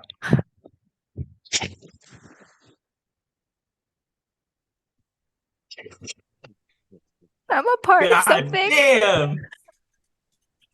That's a fucking question right there, dude. I once hunted the sun. Can a wolf not hunt the moon? Fuck, that was good, Christian. Thank you. Thank you, guys. Through the Thank you. lunars, yeah. Yeah, I promise you I'd do it damn. quick. So there we go. That That was That great. good. Yeah, You're thank good, you. That was dude. so Thank you. good. Holy shit. Bruce got so much to Oh. think about. Thank you. That Oh, was man. dope, Christian. Amazing Thanks, job. guys. Thank you. I would just like to take a quick minute because we're wrapping up. I had to remind myself there's a couple people I really want to thank. Can't find my notes now. God damn it. Shit. God damn it. Of course, you can't find them when you need them because everything's messed up now, right? Because That you was wrote a seriously so novelette about the I hero did. quest. I did. Oh, here we go. Yeah, I 'cause saw wrote a you whole- with your pages. Yes. That happens My outline is sent to you to say if it was okay. It was much shorter than was going in. Yeah, As I you got can that. tell by the appearance of Jess. But I know, and that surprised me. I was like, fuck, it's Bryn. I'll follow her anywhere. She makes him brave. so there's been a lot of people who Shit. either one of the things that's great about Runequest is that the community is really supportive. It's been really supportive of us, and I'm really, really appreciative of that, how we've just been welcomed with open arms for doing this. But they're all supportive of each other. There's something called the Johnstown Compendium, which is people who write like third-party stuff for RuneQuest. Chaosium, the company, is extremely supportive of it, but the people who write are also very, very supportive of each other. And they are just amazing people. One of them I want to thank is Austin Conrad, who is someone who's like shared our stuff and, you know, promoted us from the very beginning. He writes for them a lot. The Children of Daga was something he published called Petty Spirits under his print, which is a Kalis Press. I don't get anything from this, but check out his stuff. He's got a new thing right now called To Hunt a God. It's a new RuneQuest scenario. So if you're interested, check it out. It looks really cool. God damn. Thomas Gottschall wrote a website called tellmori.com, which I got a lot of stuff from, particularly like the language that they use, the Hurar and that stuff. Hurar is the day of sorrow. So he's a good, cool website. Check it out, tellmori.com if you're interested. And also Brian, and I hope I say his last name right, Brian Dugid, wrote a book called Children of Hakim, which is all about the beast people of Faerun who are tied to animals. Telmori are one of them, but there's also reindeer folk and bear folk and wolverine folk. It's kind of they're totemic shamanic people. But he wrote this excellent Wolverine book with a ton of great lore in it, particularly stuff on Telmori, which is hard to find unless you can find some really like old school out of print stuff. So it was all a big help putting this stuff together. And badger folk, as Kung Fu Fenris says, they have them too, and beaver folk. So thank you everyone for watching. I'll hand it over to you, Sarah. You can take us out. I was gonna say, stealing my words. Thank you everyone so much for joining us. We love this game and everything that goes into it, and so we really appreciate how much everyone shows up for it. I am going to again post the link in the chat for the donation link for the Wolf Conservation Center.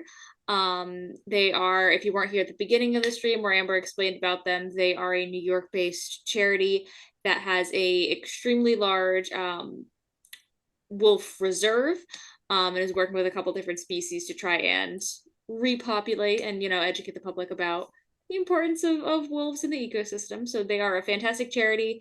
If you have the means and wish to support them, every little penny helps. So just, we love sending people their way. Save the wolves, because wolves are fucking cool. And the world will be worse if they're not here. So, yeah. Wolves help save the world. Yep. Forests thrive when wolves return. Going from plugging charities to plugging our dumbasses, you can find us on all of the social medias at DMs After Dark. We are also on all the podcast apps at DMs After Dark, which is where you can find the audio recordings of our Twitch streams, the various solo series we have going on, and going back and get some old episodes of our old podcast.